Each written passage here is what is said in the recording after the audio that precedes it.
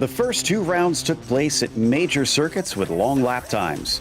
But last week and this week sees more club-style venues. Even though it's less famous, the compact layout and less refined aspects will make it as much as, if not more of, a challenge. Will this tiny West Virginia circuit catch out our drivers? We'll find out as soon as we get ready to watch the PCA Sim Racing Series 8 live here on Podium Esports. Hi, I'm Joe Peak, and with me in the booth tonight is DJ Clark and Rachel Whiteford.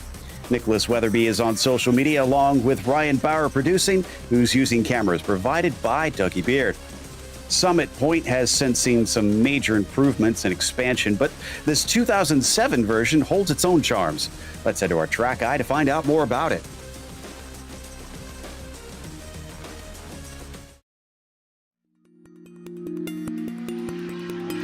Welcome to Summit Point Raceway. Once the stomping grounds of IMSA and Trans Am vehicles thundering through the West Virginia mountains, this circuit is now mainly used for club racing and performance driver training.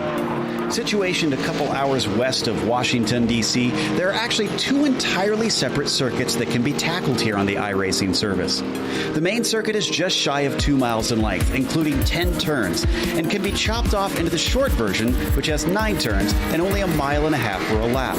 The Jefferson circuit is its own 1.1 mile piece of pavement with a mere 7 turns and uniquely can be run in reverse. Both tracks are astonishingly narrow and provide quite a technical challenge. On the main course, the most popular place to pass is down into the first corner hairpin.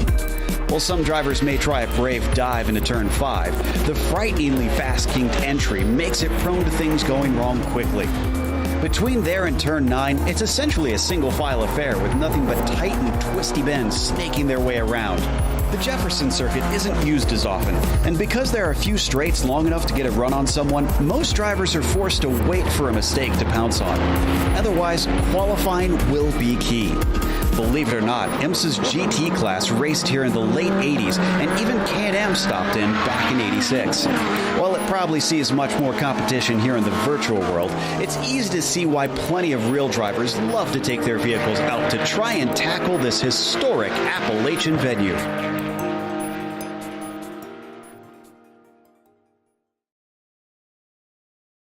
Well, DJ, in the real world, they don't often see major series visit here, if at all, and it's usually used more for training, but I guess that's appropriate as we start off with the challenge class here. It is indeed, Joe, and this track is, despite being a more club-style circuit, going to throw up some definite technical difficulties for some of these drivers. The turn 1 combination, it really narrows down there, especially on exit through turn 2, so you've got to be careful there coming into Wagon Bend or that turn 3 complex. It's a fast-flowing left-hander, not really an opportunity to overtake, but then coming down through 4 and 5, it is a heavy, sweeping braking zone. You've got to be very, very careful, and don't be too overeager coming through there. It may look like there may be an opportunity to pass, but more often than not, it is an opportunity to find yourself off into the grass. From there on out, it's really about setting yourself up for the heavy braking zone going down into turn 1. It's going to be flat out through 7, 8, and 9, and a little bit of brush braking there through Paddock Bend in that turn 10. Yeah, leading on to that incredibly fast front stretch, I'm sure it'll make a big difference throughout today as we're in the midst of qualifying, so drivers are trying to get their times in here in the 3 laps that they're allotted. But Rachel, the other interesting story is they haven't been here for the PCA in quite some time. Apparently it's been 3 years, and I'm kind of curious who's had the experience, who has been on iRacing official to get some races in here, and who hasn't visited. Well, I'm thinking it's going to be, whilst not recently visited in PCA, this is not a track people leave too far behind in iRacing. It is a stalwart favorite amongst drivers, not because it's a racing track that comes up every season on the calendar, but this place is just so darn fun to drive. This track has some Virginia backcountry road feel to it. It's got some real enjoyable club racing feeling to it, and it's a fantastic get your eye in track. It's tight, it's narrow, there's no real runoff. You've just got grass and you've got berms, and I can't tell you the amount of times I've gone yeeting over those dirt berms at the side of the track into the trees. Trust me, there isn't much back there. You won't enjoy it, apart from some hillbillies and their moonshine. But this place is fantastic. It really does make for great driving, and racing-wise, you've got to be super careful because it will bite you.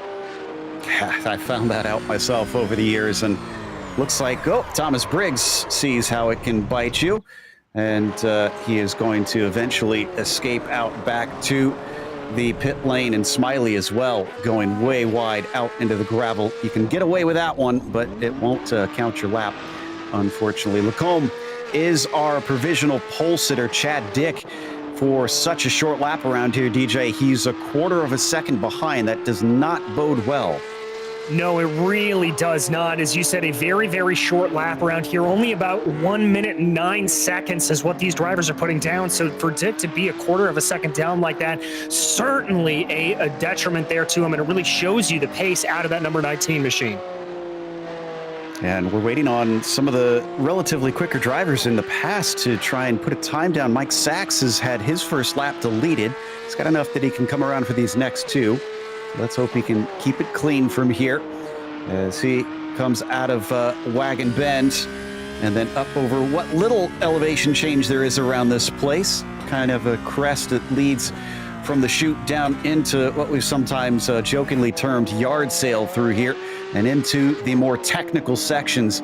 Obviously, this is probably, I imagine, going to be a bit single file through here, Rachel, so I'm not expecting a lot of passing through this part of the course. There's a lot of single file places around here, but whether people keep it that way or not is another matter entirely. So that's one thing we're going to have to watch out for. These guys can definitely push the issue, I think is the best word to use. Indeed, and speaking of pushing, DJ, one thing we've seen people push is that pit entry that we saw Sachs just go by. Is let's see if he gets a time in. Yep, 109.2, and that actually puts him up to pole. So Sachs is now our new marker, and Lacombe is not on the track. Neither is Dick or Smiley. So it is up to a few drivers behind. In fact, I'm not seeing. Looks like we have to go all the way back to Komatz in the 7th position to get someone able to try and challenge on Mike Sachs. But I was going to say, the pit entry here, DJ, we've seen drivers actually overshoot it and find themselves not necessarily in the pits like they expected. Yeah, you can definitely find yourself way off into the paddock or off into the grass if you're not careful coming in like that, finding yourself into that tire barrier as well. It's very, very tricky. It's roughly the same angle of attack that you have to come in off of Paddock Bend, but the problem is obviously it's so much narrower of a corner, so much narrower of a pit entry, so drivers are going to have to watch out for that, and also watching out for what Steve Komatz just did. They are locking up that inside right tire. I think that's going to be something you're going to see a lot today coming down into turn one. Well, before he did that, he did have a good lap on that second time around. Not sure if he'll be able to do the same here because it's a second and a half down from what I'm seeing. But he bumped himself up to 5th, so that's a good sign for him at this stage of things as he now takes it and locks it up once again, leaving behind huge puffs of smoke. So that is going to be Komatz having to give up on this qualifying. At least as far as a competitive time. I'm only seeing about 3 or 4 of them left out there at this point, so we're just about done here, Rachel, and now it's going to come down to brass tacks and who has got the track position come the end of these 40 minutes. It really is. Track position will be king here. It is the most important thing, because if you get it, you can hold it. If you want it, it's hard to take it. So they're going to find a way that will make it happen, but there could be some bumper usage involved. Absolutely, and looks like they're going to end it out on the qualifying because it looks like we have nobody left able to take a time. Let's go through our starting order here today. Mike Sachs is on the pole, as we mentioned. Mark Lacombe, who was on top of there for much of this qualifying session, lost it late. He'll still start on the front row. Chad Dick will be P3, as Andrew Smiley will be in 4th. Steve Komatz on his second lap was his quickest, followed by Radka in the number 951 to his outside. Jonathan Reber will be 7th. You've got Scott Kessel in the 8th position. After that, row 5 has Stephen Linz in 9th and John Gibson in 10th. DJ? It's going to be Randy Lervold lining up in 11th place, followed by Robert Palmer with Stacey Owada and Chad Casion there in 14th. Jeff Lashaway will roll off in 15th, followed by Michael Burgoyne with Bruce Fiobi and Andrew McCune in 18th. Robert Benson will be 19th, and Johan Nye will round out your top 20. 21st is going to be Thomas S. Briggs with 22nd, DJ Sell. Fantastic name there.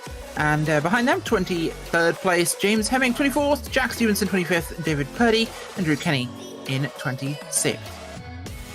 Now, what's interesting about that starting order has got to be Thomas Briggs, who was the fastest driver in practice, and yet, let's see, his qualifying times, he only put a single qualifying lap in, and that was good enough for 21st. So, not sure if he's sandbagging, looking to have some fun today, or what, but Thomas might be in store to give us some fireworks as we wait for the session to tick over, which should be in just a few seconds. We'll grid up. And again, one of the big stories, DJ, this season is the standing starts that have begun this time out in Series 8. And with them all plunging down a narrow track into turn 1, which is a very tight hairpin, I'm wondering if we're also due for fireworks there as well. Well, Joe, I think race control has issued to just make sure to back off a little bit. It's better to get through turn 1 than to gain positions on turn 1 necessarily. So I think everybody's going to try to be on their best behavior here. But as you said, it is a very, very tricky corner under the best of circumstances when 26 drivers trying to plunge down into what essentially narrows out to be a one-lane highway. It can be very, very difficult. Looks like we've got our pole sitter out there now as they begin to grid, waiting for all 26 to put themselves on. Thankfully, this is a pretty decent size grid for this track. Once we get to some of the bigger fields, though, it is going to be frantic, especially with lap traffic. And we've just got, looks like 3 more to go. Then we'll be on our way down towards that nefarious turn 1 here.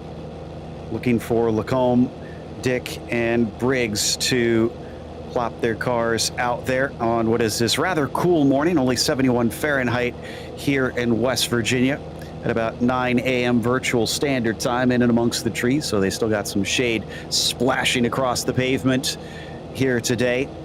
And Lacombe and Briggs are certainly making them wait. Dick has finally showed up, but we have no P2 driver out there quite yet, or is, no, it looks like Lacombe is out there.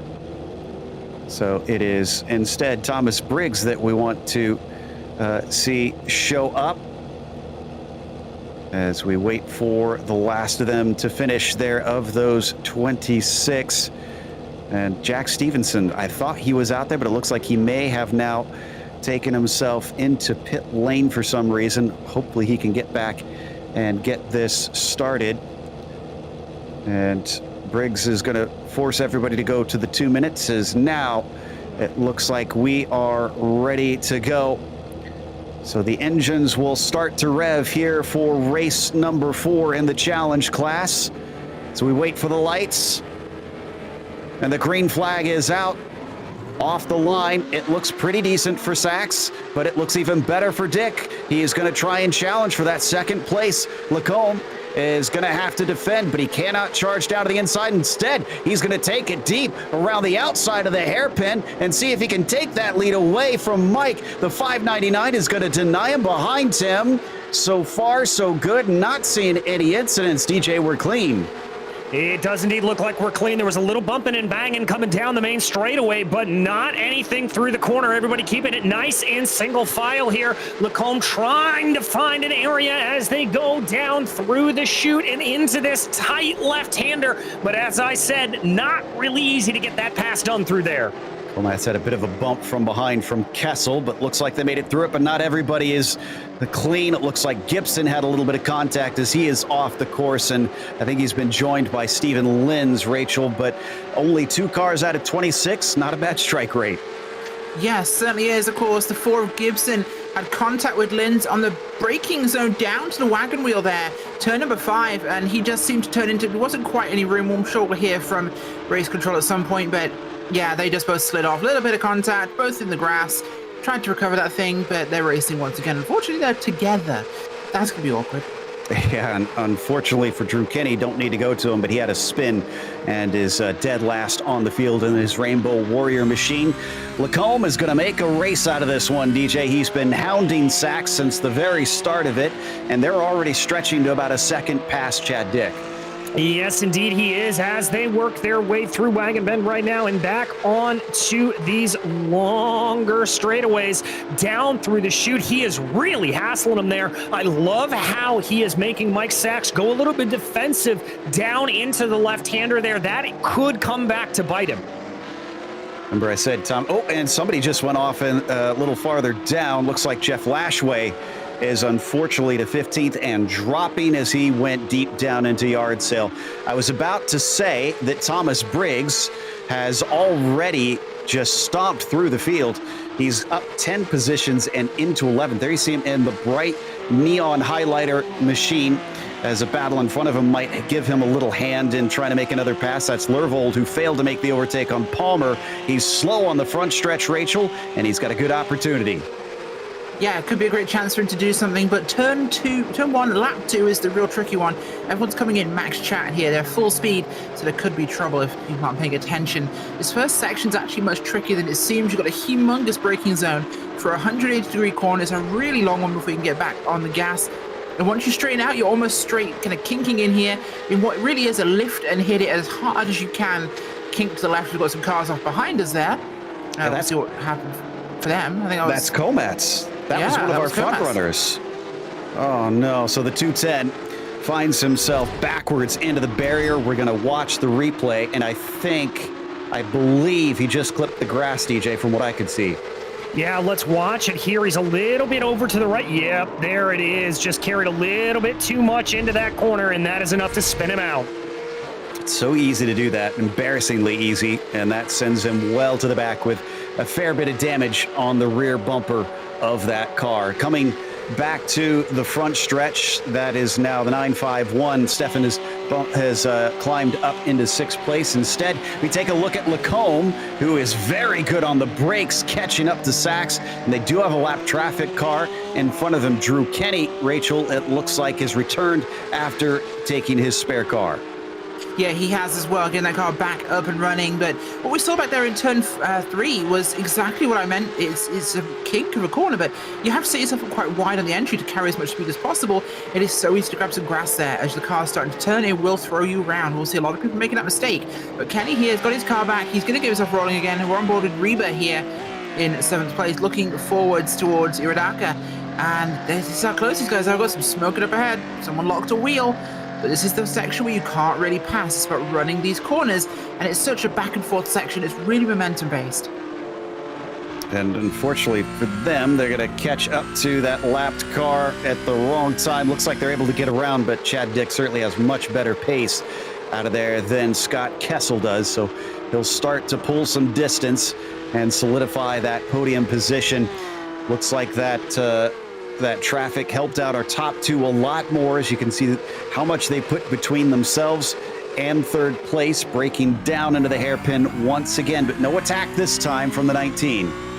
No, I'm getting the sense here he is just letting this race come to him, Joe. He doesn't want to push too hard. I haven't seen him be too aggressive on the brakes. We haven't seen any brake smoke, so no lock up there out of the Pacific Northwest region driver. Very, very calm and measured. Oh, as it looks like in the back, Drew Kenny's gone around again. And another one for Wagon Wheel. Oh, he returns to the track a little awkwardly. Thankfully, he clears it in time as we come back to Lacombe and co once again. But Briggs as well. Here we're on board with him. Stefan is the one under threat. Thomas just got by Reber last time out. And in fact, well, Rachel, he said that there are going to be people who were ambitious, and Thomas has taken on that role. Yeah, he really has. So this is exactly what you want to try and do with this race so far. Briggs is hammering this thing. 21st right now to 6th place. This is crazy driving by this guy. He is really pushing this. It's 6th place. Yeah, he's moving on out. This guy could be a contender with how far the field's not separated out yet. He could do this. Doesn't need no stinking pole. He is going to climb through and try and get it the hard way, including making passes in the carousel today. Is behind them, contact. That was Reber getting into the bumper of Stefan in the 951. Yeah, and it looks like he just kind of overshot the corner there a little bit, and that backed him on up. Now the 147 of Reber looks like he's going to be under a little bit of attack here from Robert Palmer. Palmer carries a little bit too much speed. He's going to run that purple machine off into the grass. He holds on to it, thankfully, does not spin the car off the corner. So they separate, at least briefly. We hop on board with Casey in the 379 machine, chasing on Lervold there for 10th place. So just hovering in those top 10 positions. This is where he wants that good exit. Rachel just hitting the perfect line through these S's onto the backstretch. Yeah, you've really got to get that flow right, because if you can get this section of track before here right and get those corners hit properly, you get such a good launch out of that penultimate corner that sends you at the back straight there, which gives you the setup for this corner here. Unfortunately, he got a little too close to the Briggs in front of him, and Odaka really just couldn't make the move because he had to check up. He wasn't prepared to step out. He wasn't really sure he'd have that much closing room. Now I think he's a bit optimistic here, but he's worth sticking his nose in. He looks to the inside. He's given room. Okay, fair pass, but it was a bit of a late one. It was. And Smiley saw it coming. I think he kind of realized it wasn't worth trying to fight too hard for that as it switched around. And meanwhile, here's the closest we've seen. No, in fact, Lacombe is in front now. He somehow got by Sachs when we weren't looking. It looked like I saw some dirt out of turn 3, but no, it wasn't that. This was into turn 1 that it happened. Yeah, indeed it was, Joe. Just as simple off to the inside. This is the side-by-side and the fight back there with Mike Sachs as he tried to hold it around. Lacombe did a good job of just feeding a little bit out to the outside. There you can see the pass, and here is the setup. So just a great run down the front stretch. Sees the opportunity. Sachs didn't cover him, though. That's what's interesting.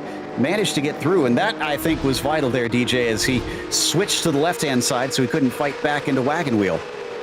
Yeah, very, very much so, as he needed to be able to cover that off. It's good heads-up driving from Mark Lacombe, and now Mike Sachs has got to worry here as he seems to be seesawing a little bit back and forth between catching Mark Lacombe and having Chad Dick catch up to him. Well, I know we've jumped to Chad Dick, but it was Scott Kessel just behind him who had a big off through the first corner just now, and John Gibson has caught him, but it looks like actually John is a lap down, so he is not a threat. Instead, well, he's going to be on him soon, I got to think. Thomas Briggs is the next one. Oh, we got somebody off course.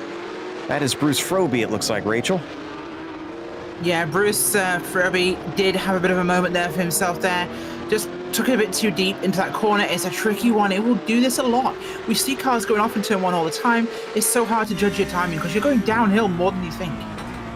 Back on board with Mike Sachs once again, but he's wide coming through Paddock Bend, and that will scupper his run down into the first corner.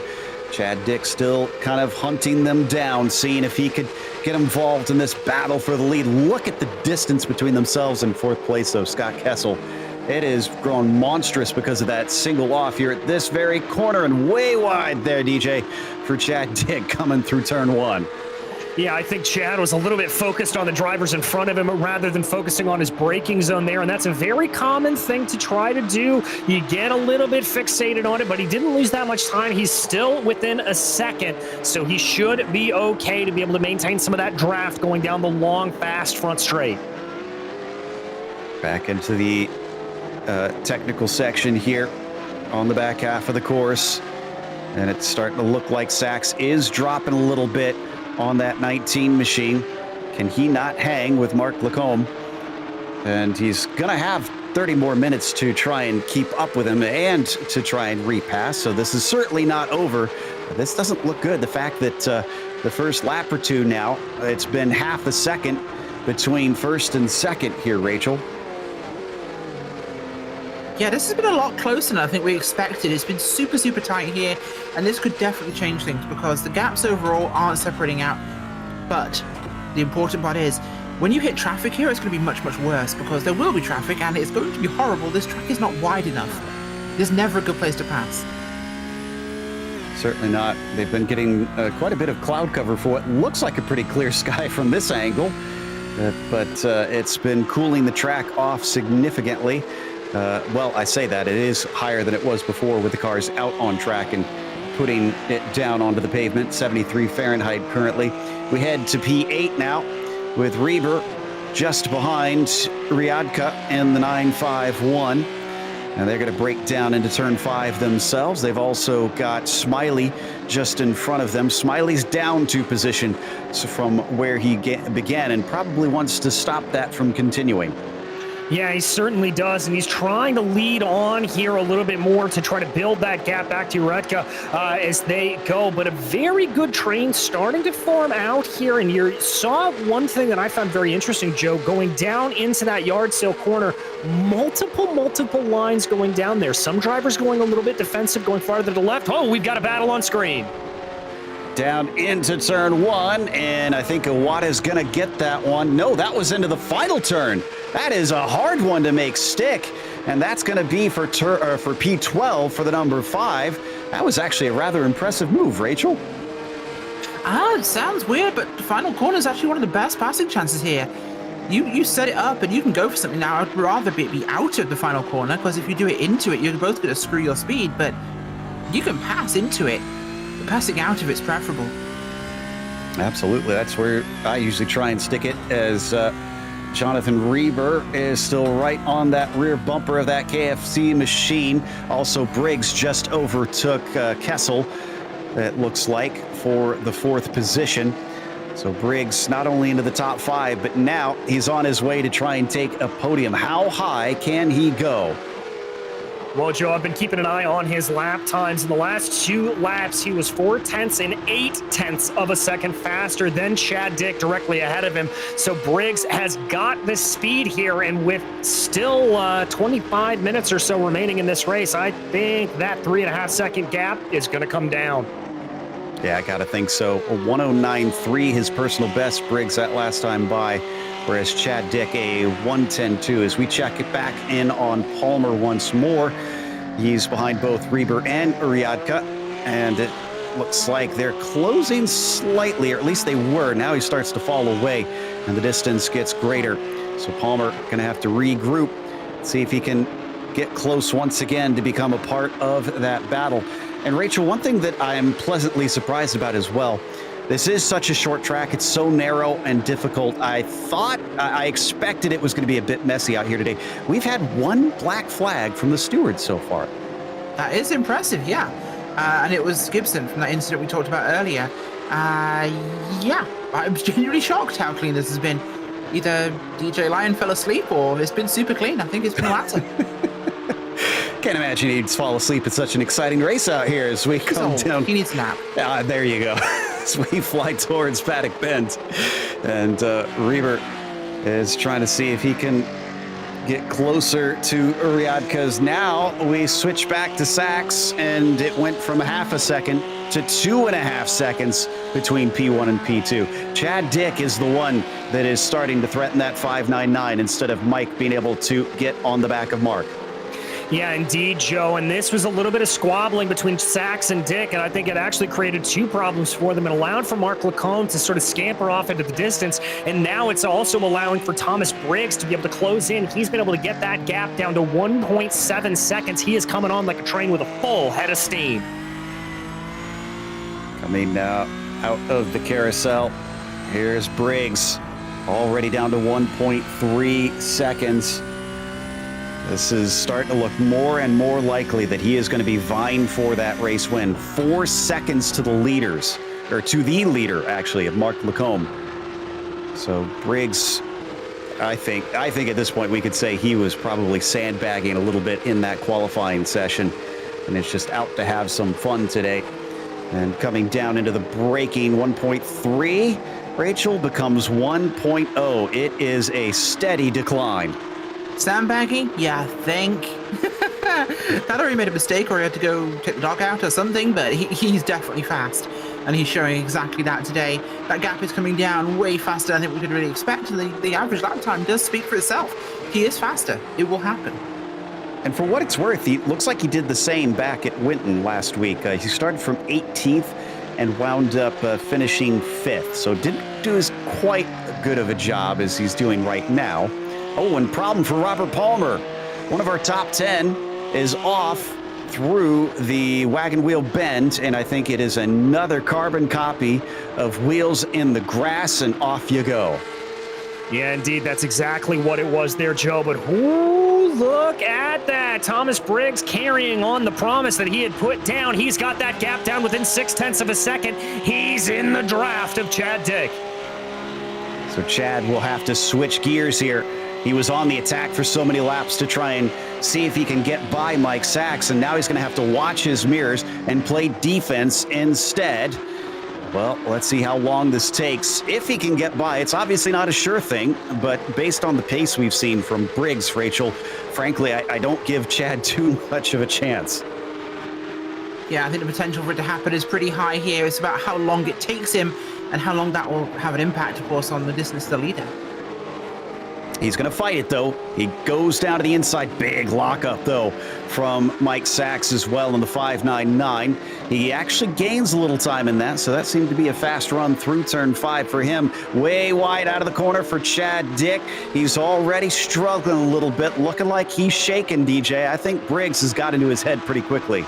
I think he has, and seeing in that rearview mirror that bright neon highlighter car coming up as fast as it is, that is going to get into a driver's head. Here comes Briggs. You can see him trying a little bit of an apex, carry a little bit more momentum through that final corner. Didn't look like he's able to take full advantage of the slipstream, but if he's later on the brakes, he still may be able to pull this one out. Still about a car length and a half behind. Whoa, he's late on the brakes. He is already ahead of him by the time they get down to the apex. That was clean. Rachel, I thought that was going to have to be a huge dive, and it was fair. That was a huge dive, and the judges are holding up 10s on the board. Yes, if you're going to dive bomb, at least do it with precision. I mean, it worked, right? That's exactly what it should be like. What we often see as a dive bomb is the ones where they screw it up. That was outbreaking, yeah, classic. On the line the whole way through, so that puts him onto the podium position. Sachs and Lacombe, the last two to try and chase down. We move a little bit farther back to Uriadka once again. Lervold just in front of him, but still under threat from Reber and Cassion. We hop on to the number 379 car. And impressively, we haven't seen too many cars lapped up to this point. We're only up to 19th in them, so these guys don't have to worry about the field coming through quite yet. Ooh, getting awful close here, DJ. Looks like that green car really wants to try and hassle Reber. Yeah, Casey, I'm doing a really good job to try to keep up that pressure here, but he loses a little bit coming out of the S's. He's dropped a couple of tenths there. I don't think he's backing up. I think he just had to back off of the throttle a little bit. I think he got a little bit sideways. Here comes a pass for P2. And already Briggs wasting no time. Sachs is going to try and defend. Ooh, and cuts him off. Briggs backs out of it. And then he'll maybe try again a little bit later. He goes very deep. Too deep. Off the course goes Thomas Briggs. There's some of the hard work gone. Keep it straight. He does. He'll return in fourth. So one position essentially lost, Rachel. Yeah, that didn't work too great, unfortunately, but still plenty of time to get this thing going. We're only halfway through. Guys, where did this race vanish to? This has flown through. These guys are putting a show on today. And Casey is, look at his chops, as that was Smiley off to the side of the track. Oh, and he's trying to find an opening. Now he finally gets back on. Almost ran across some people there for a second, but thankfully it was all clean. But looks like Casey is licking his fingers, hoping that he could gobble up Reber's spot. Meanwhile, back to Chad Dick. After already being passed once, it looks like he doesn't want to waste this, DJ, and he's trying to see if he can get ahead of Mike Sachs. No, indeed, and this is going to get a little bit hairy. That's Johan Nye and Robert Palmer directly ahead of him. That is, looks like Nye is going to get in between himself and Sachs. That's going to give Mike Sachs a little bit of breathing room here as he now tries to dispatch another lap car in the form of Robert Palmer. Well, that did not help the 930 at all. He was all over the 599 for a moment and then had to deal with the lapped cars. So it starts now, and how will they wind up interpreting who goes where? Oh, looks like Andrew Smiley has been in and out. So I think that looks like a scheduled stop for him. And the 167 is our first to blink, Rachel. Yeah, we're about that time. Looks like everyone's taking the halfway point for this thing, or maybe slightly later, so we'll have to see what it does for them in terms of strategy. But generally, people have been going in the last possible window of the race here, so about 3/4 of the way in. So this is an early stop, but we'll see how it pays him out. It could be clean air. Actually came back out in 16th, so he didn't lose much time at all on that. Down to Komatz, who we know had a bit of an issue earlier. And, oh, wow, trying to cut back, but unfortunately right in front of him, Burgoyne just parks it on the apex. Yeah, it's a good defensive move there from Burgoyne, able to slow down a little bit at the apex to back up Komats and force him off the throttle. And then Burgoyne able to keep ahead here. I don't think Komats is going to be able to get a good attack going down into one, and indeed, he is too far back. It's still 4 cars in line. Any of those 3 up towards the front of that group make one mistake, they're going to find themselves demoted, no doubt. Komats in the midst of it, a second of the 4. So we hop back with Briggs, and already he's cut this back down to 6/10 again. A 1:10.3 last lap versus the 1:11 flat for Chad Dick, and unfortunately for Chad, he's got to go by Palmer, who just was in a bit of an awkward position. Yeah, it really hasn't been an ideal spot for him to be in, but the lap time's definitely going to be something on his mind. I think Chad Dick's going to get a lot of the mirror, really, as his main focus at the moment, and that is going to hurt his overall lap time. It certainly can't help it. That's the problem. If they get inside your head and they're filling that mirror up, especially with a bright car like that, it's really going to make you focus on it, and it will distract you greatly. Last time it didn't take all that long for Thomas to make the overtake, but then he later made a mistake. This time he's going to go around the outside through turn 5, and he'll run out of grip. They go past another car off circuit, Jeff Lashway, who's going a lap down with that one. Looks like Michael Burgoyne is also in pit lane as all this is happening, so it's all kicking off here, DJ. Yeah, it certainly is, and it looks like there that Thomas Briggs able to carry a little bit more speed through the S's. That'll certainly help him out. Now he's just going to have to be a little bit careful as they come through that final corner. Good speed, taking it all the way to the edge of the track as we ride on board with the 12. Doesn't quite seem like he's going to be close enough, but we've seen him throw a big old dive bomb down into that first corner before. Yeah, this is where it happened last time. No way he's going to make that. No, he doesn't. He still scares him off the apex. Oh, and he almost runs into the side of him as Chad Dick makes a critical error and unfortunately is going to lose multiple positions. No, just one, it looks like. Briggs is the only one who goes by. That's what you call a psych-out mistake. He really didn't have a... Yeah, he does missed it, unfortunately, and put him in a really bad spot. And, well, that's going to help Briggs because he's no longer in a fight here with Chad Dick, which means he can focus on running his lines and clean that up again and go after Sachs. The gap there is not humongous. Can be done.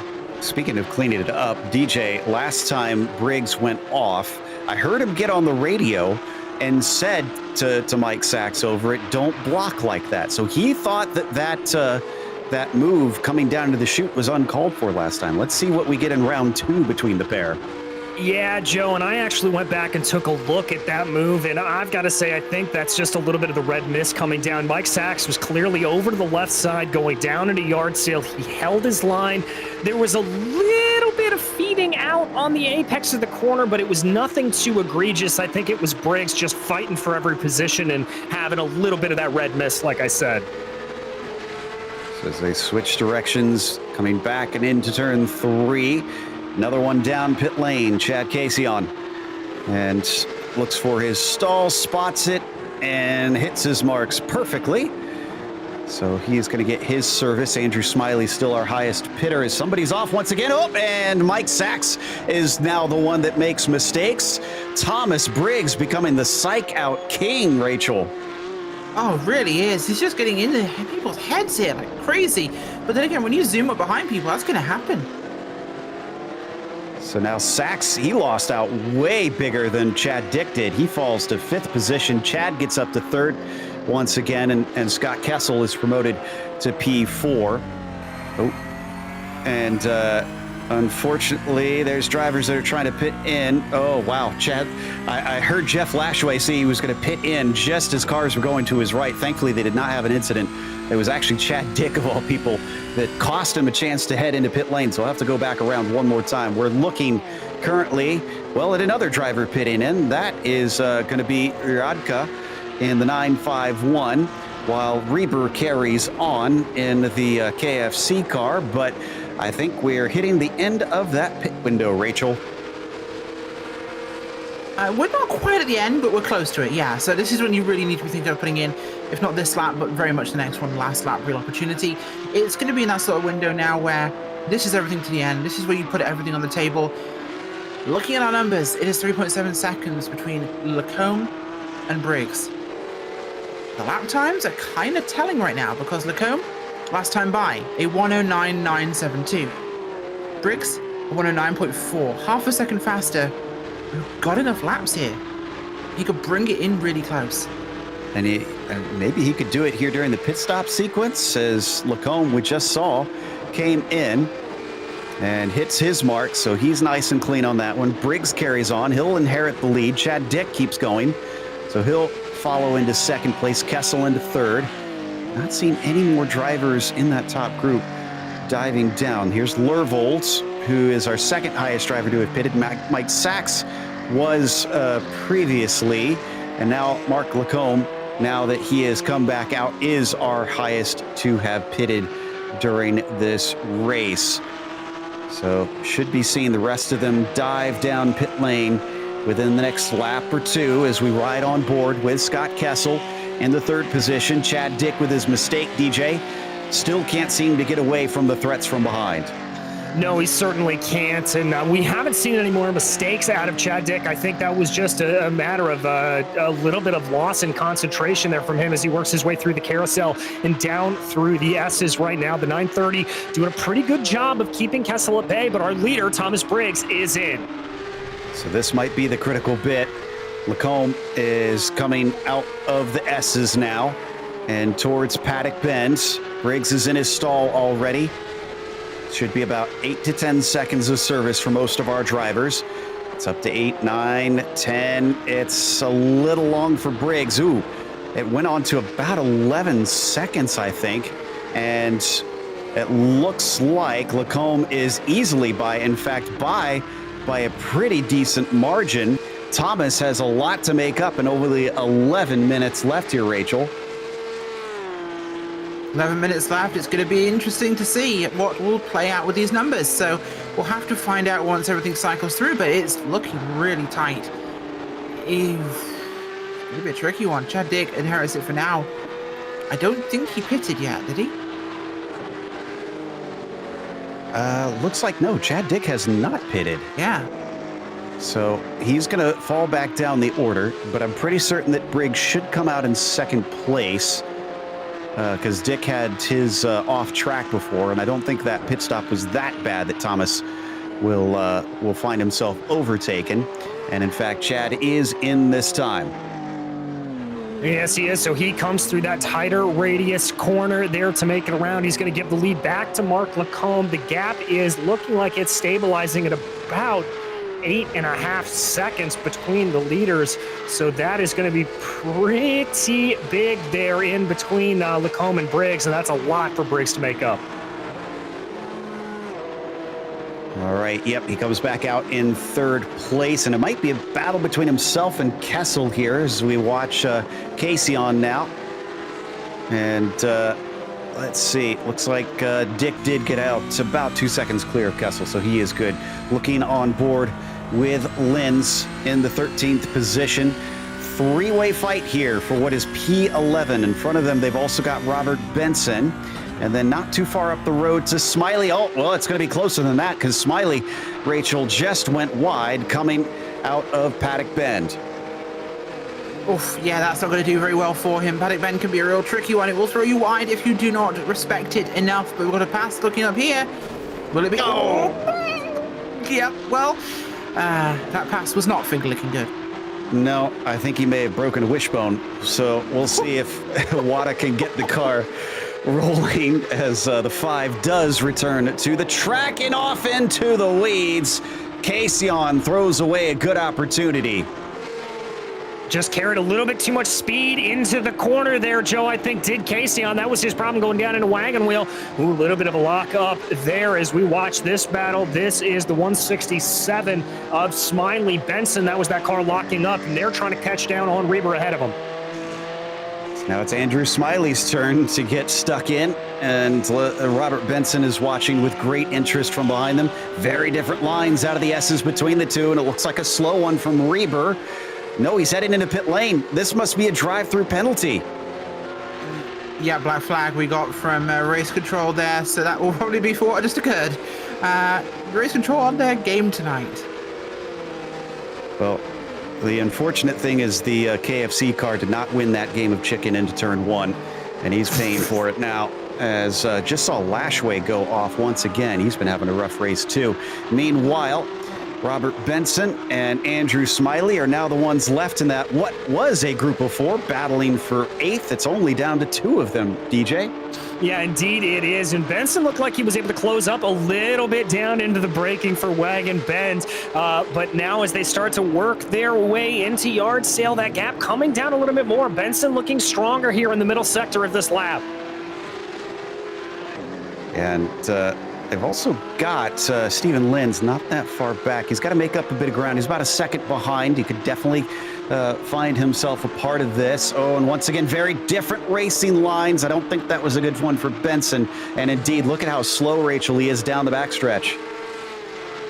Yeah, not looking good right now for him, unfortunately. Yeah, it's going to be a tricky one, but you lose time. It's going to really hurt your lap time here with that being such an integral part of the track. He made up for it in Paddock Bend. He's coming back at him. Benson doesn't, Smiley doesn't defend, but Benson doesn't look like he's attacking either. Oh, somebody's off in front of them. That's DJ Sell. He is going to stay off to the left-hand side, so no big issue. He's a lap down car. He's still in 23rd. We have 23 of the 25 starters actually still rolling currently. Yeah, we do indeed. We've had a few disconnections there with Kenny Friobi and Stevenson not making it out, but still some good action out on track. This battle, really your closest. I have been keeping an eye on the leaders, Joe. Briggs is closing down a little bit, but I think it's too little too late. Yeah, I was just looking at that myself, and it looked like, I think it's about a half second. No, 7/10 different last time. Even still, they've got maybe 6 laps left, might even be 5. And that he needs about a second a lap here, so it's just going to be shy by the time they see the checkers. If it stays as is, that's not accounting for potential mistakes or lap traffic. Back to Linz once again, Rachel, as this has been a lot of fun here in the mid-pack, but they're a lot farther away from Andrew Smiley at this stage. He's distanced himself from the 71 and the 46. Yeah, Benson and Linz are really not quite close enough to make anything happen with this, I don't think. But they're going to make a good race out of it regardless, I think. There's plenty of traffic around for them as well, but they're really pushing this one forward. Love that Gulf livery, by the way, on Linz's machine. That thing is actually stunning. Look at the very kind of fractal design. Yeah, I like it too. It looks good and it's fast as it finally made an overtake on Robert Benson. So Linz into 9th position from that one, taking a lot of curb. I'm a bit surprised at how much curb they're taking in places here, DJ. They got some tall, old school style ones here. Yeah, they are very, very tough curves to be able to take, specifically those inside curbs. You really don't want to ride them too hard, but these drivers obviously feeling out these 992 Cup cars, feeling the way that they're running a little bit, and they're doing it pretty well. We haven't seen that many spins as a result of coming over curb strikes. Back to Smiley now. Iradka just in front of him. Stefan is going to have to play some defense in these final 5 minutes of the race. Andrew not poking his nose out yet. There's the little drift across the dotted line down to the inside, but a very shallow entry, Rachel. Let's see if he can launch it off the corner well enough. It's going to be tricky to see if he can do it. I don't think he's going to be close enough or really have the momentum there to get that to happen. He could look, but it's not going to be close. 5 might be an opportunity, though. It depends how he gets in there. Oh, it looks very good to me. Andrew has got momentum, but the line switches back and forth through the chute and into 5. No, he's not going to try it here. Breaks a little bit early even. Yeah, just a little bit early. I think Smiley not wanting to overexert himself. Remember, that was a big chunk of curb. Speaking of curbing on the inside there of the carousel, but it helped him rotate the car a little bit.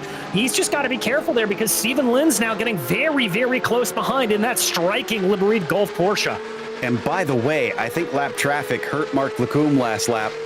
He had a 1:10.9, Briggs a 1:09.7.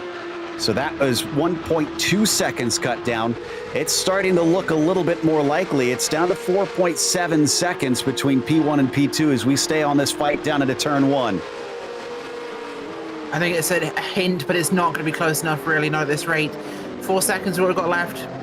He'd have to have that happen every lap. Oh, a car off in front of some of those guys. No problem. That was Robert Palmer, who had a spin, another one of our lapped cars. And down into turn 3 yet again. Uriadka a little bit off the apex, but Smiley not looking like he can make good on that. No, not quite able to do it. He's running out of time here. There should be about 3 laps left to go here, too, I think, by the time they get to the timing and scoring line, Joe.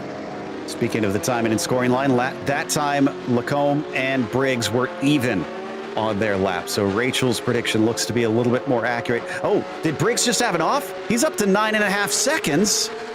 He did. He went wide at turn 1. That pretty much puts the nail in the coffin, Rachel. Yeah, it does. Turn 1 will bite you. I keep saying this thing, but he did. He just didn't quite put the car in the right place. Tried to push a little too hard. This will happen if you're really... he tried to just push a bit more than he could, trying to make some time up, and it cost him so much. It's only so deep you can brake before you run out of road. Back to Smiley once again, and our leader's coming to line to get 2 to go this time. So that tells you how close he is, actually, because they just came through turns 1 and 2. There is your leader now. Mark Lacombe started this one from the front row, didn't take the pole position. Oh, there's a wreck in front of them. Will the track clear up? It looks like it does just in time for Mark. That was Stephen Lenz. That was. So that was a battle for position. And did he? No, he lost it on his own. No, he did not. Well, he kind of did. He was in a battle with Benson, but he made an unforced error here. Yeah, he's just going to come around the outside. A little bit of a lockup there in front of him. I think that was Smiley that locked up the brakes. And Joe, I would call that a little bit of incident fixation. I think Linz just saw it and lost concentration there in the braking zone. Yeah, looks like it to be 2 to go for these drivers now across the line. As Uriadka in the red and white, Smiley in the purple and black as we come back to our leader once again, putting another lap on Palmer, who dives into pit lane. Wonder if he had an off track that he had to serve that for. And crossing the line, white flag waves now for the number 19 with a handy 7.5 second gap, Rachel. Yeah, it's pretty undefeatable if he can keep it on the track, and that is the critical word there, keep it on the track. Because what happened to Briggs could happen to Lacombe. He's got to be careful here and just put a good lap in here towards the end. This is a nice safe one he can put in. He can afford to just take it down to 95% and bring this thing home. It's been a really solid race from him from second of the grid. Absolutely it did. And he won last time out as well at Witten. So back-to-back victories here for Mark. As down into turn 1 once again. This is, I think, is that Mike Sachs? Yeah, that's him fighting just to get into 4th with Kessel there. And behind them, that's Lashway, who's still not on the same lap as them. What a disappointing race for the 599, who had such a promising start, such promising qualifying. And speaking of promise, the 19 made good on the speed that he showed early in that quali. He is going to come out of Paddock Bend, and he'll take the victory here in race 4 of Series 8 and the PCA Sim Racing Series. Good drive there for Mark Lacombe. We focus back on that battle for P4. Mike Sachs trying to get that car positioned in the last couple of corners here, but I think Scott Kessel's done just enough to keep him at bay. Still got to get Paddock Bend right, and it's so easy to go wide there, but no, he was picture perfect. And that's going to be 4th place for the 48. Man, both, just Kessel. Sachs is down 4, but Kessel was up 4. That gets absolutely eclipsed by Briggs's up 19 here today. And also an honorable mention, Rachel, to Robert Benson, who wound up in 9th, up 10 positions. Yeah, some huge climbers today. Some massive, massive driving from those guys. And Kaysen and Wata behind him, up from 14th and 13th. So Some big moving from these guys that really pushed this as well. Diffie Purdy up from 25th. So really fantastic driving. The field shifted around a lot here today, but I think there's also a part of that in just how much you can lose from one mistake at this track. The 11 drivers on the lead lap, and we saw that battle on screen. Oriadka beat Smiley by 0.139 of a second. It was close in the end. So that's going to take us to our results with Lacombe taking the victory ahead of Briggs, who looked like he actually could have been the winner if he just kept the mistakes down today. But second place was still impressively good, as Chad Dick was third, exactly where he began this race. Scott Kessel finished P4. Mike Sachs wound up going from pole to fifth. Randy Lervold was sixth today. Stefan Oriadka in seventh, and Andrew Smiley down to eighth. Robert Benson, 19th. The ninth was chased by Chad Casion in 10th. DJ? In 11th, it was Stacy Iwata, followed by Jonathan Rebber, who was the first driver a lap down. Steve Komatz came home in 13th behind him, followed by David Purdy and Michael Burgoyne. John Gibson was 16th, the last driver, one lap down with James Hamig, 2 laps down, as was Jonathan Nye and Jeff Lashaway, with Andrew McCune rounding out your top 20.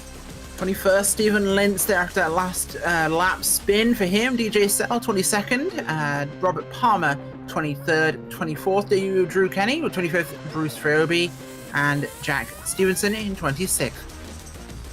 Which is going to take us to interviews, and we've got Mark Lacombe ready to talk to us. Mark, congratulations on another win. But I got to wonder, were you keeping an eye on Thomas during that race and watching his progress throughout? Were you aware of how close he was getting? Oh, yeah, first off, thanks for that. And yeah, I was watching Thomas right from the beginning, and I was kind of content to sit behind Mike for a while, but I could see Thomas was catching, so I decided I had to, to try to make a move early.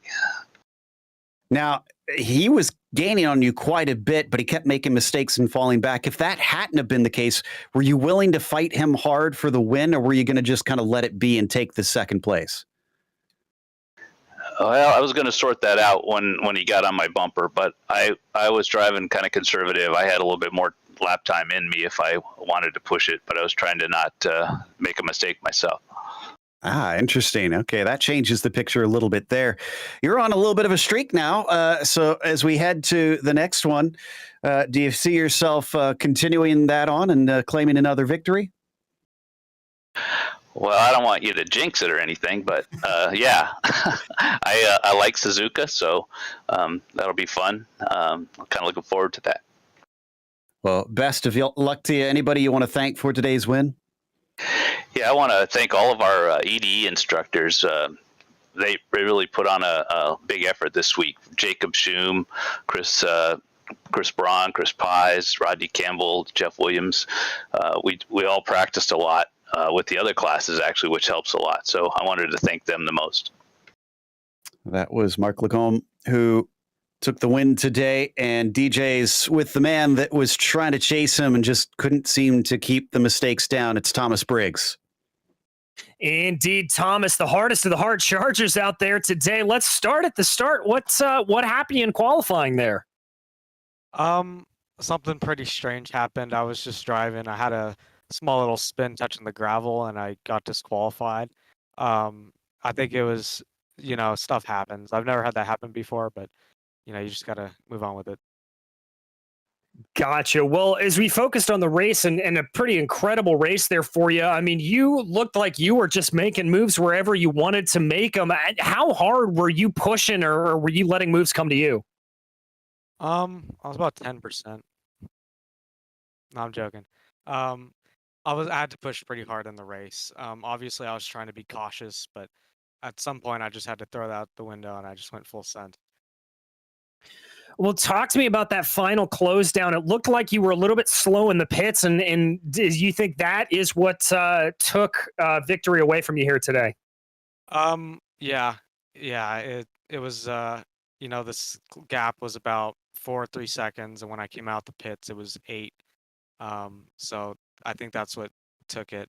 And I was just pushing, and I was like in a qualifying mindset just to catch up. And I think I could have caught up maybe if I didn't have a lockup into turn 1. Well, regardless, second place, a great result for you, Thomas. Is there anybody you'd like to thank? Yeah, I want to thank Mark. He ran a great race out there. He did an excellent job, and all the drivers out there because we're all doing our best and helping each other out. Well, thank you so much. That was Thomas Briggs, your second place finisher here today. It's going to take us to third, where we have Chad Dick, also one who was not impervious to mistakes, and Rachel has caught up with him. I certainly have. Chad, a busy race for you tonight. Back and forth with Thomas Briggs. You and Kessel were involved. Tell me about it tonight. Yeah, lots to pay attention to in front and behind alongside. I expected that, so that was part of the game plan, and I stuck to the game plan pretty well. I was trying to kind of keep my tires safe so that I could keep it close and maybe make a move at the end. I made one mistake coming out of turn one. I normally short shift up to third, and because Briggs was on my inside, I was focusing on leaving him room, and I just didn't realize that I left it in second gear. So when I got on the gas, I kind of overspun a little bit. Thankfully, not too badly, and was able to just lose the one position and kind of keep it tight after that. So tell me how hard it is to try and race for position on a track this narrow. I don't find the narrowness the problem. I mean, you've got that one section that's very technical. Nobody can pass in there. So you really got to just hit that one clean so that you can come out and hopefully get a run coming out of turn 9. I think the long straights are actually good places to try and pass. I just didn't have, aside from lapping traffic, I didn't get close enough to be able to put pressure on the guys in front of me. So, it didn't feel too challenging from an overtake standpoint because most of the guys were really respectful and kind and made way, and we had good communication. So thankfully, no unfortunate incidents in that regard. Well, that's good to hear, of course. Anybody like to give a shout out to or thank? Well, I mean, again, the list is always long. Love the broadcast that you guys do. I don't know if you guys know, but we did an amateur broadcast last week, and I have huge respect for what you do because it is not easy. Of course, all the folks at PCA who organized this, I mean, this is just such a top-rate organization. I think that's the reason we all have so much fun. So, without all of you guys, I don't think this would be possible. And, and the last thing I would say is, again, Zone 1 team, I had Chris Braun spotting. He's my good luck charm, my lucky rabbit foot, whatever we want to call him. I'm sticking with that until that formula doesn't work anymore. Well, fantastic running today, and congratulations coming on with third place, Chad. Yeah, thank you, Rachel. That was third place finisher Chad Dick, which is going to take us to a short break. We have more racing to come. The sport class is up next here on the PCA on Podium, so stick around.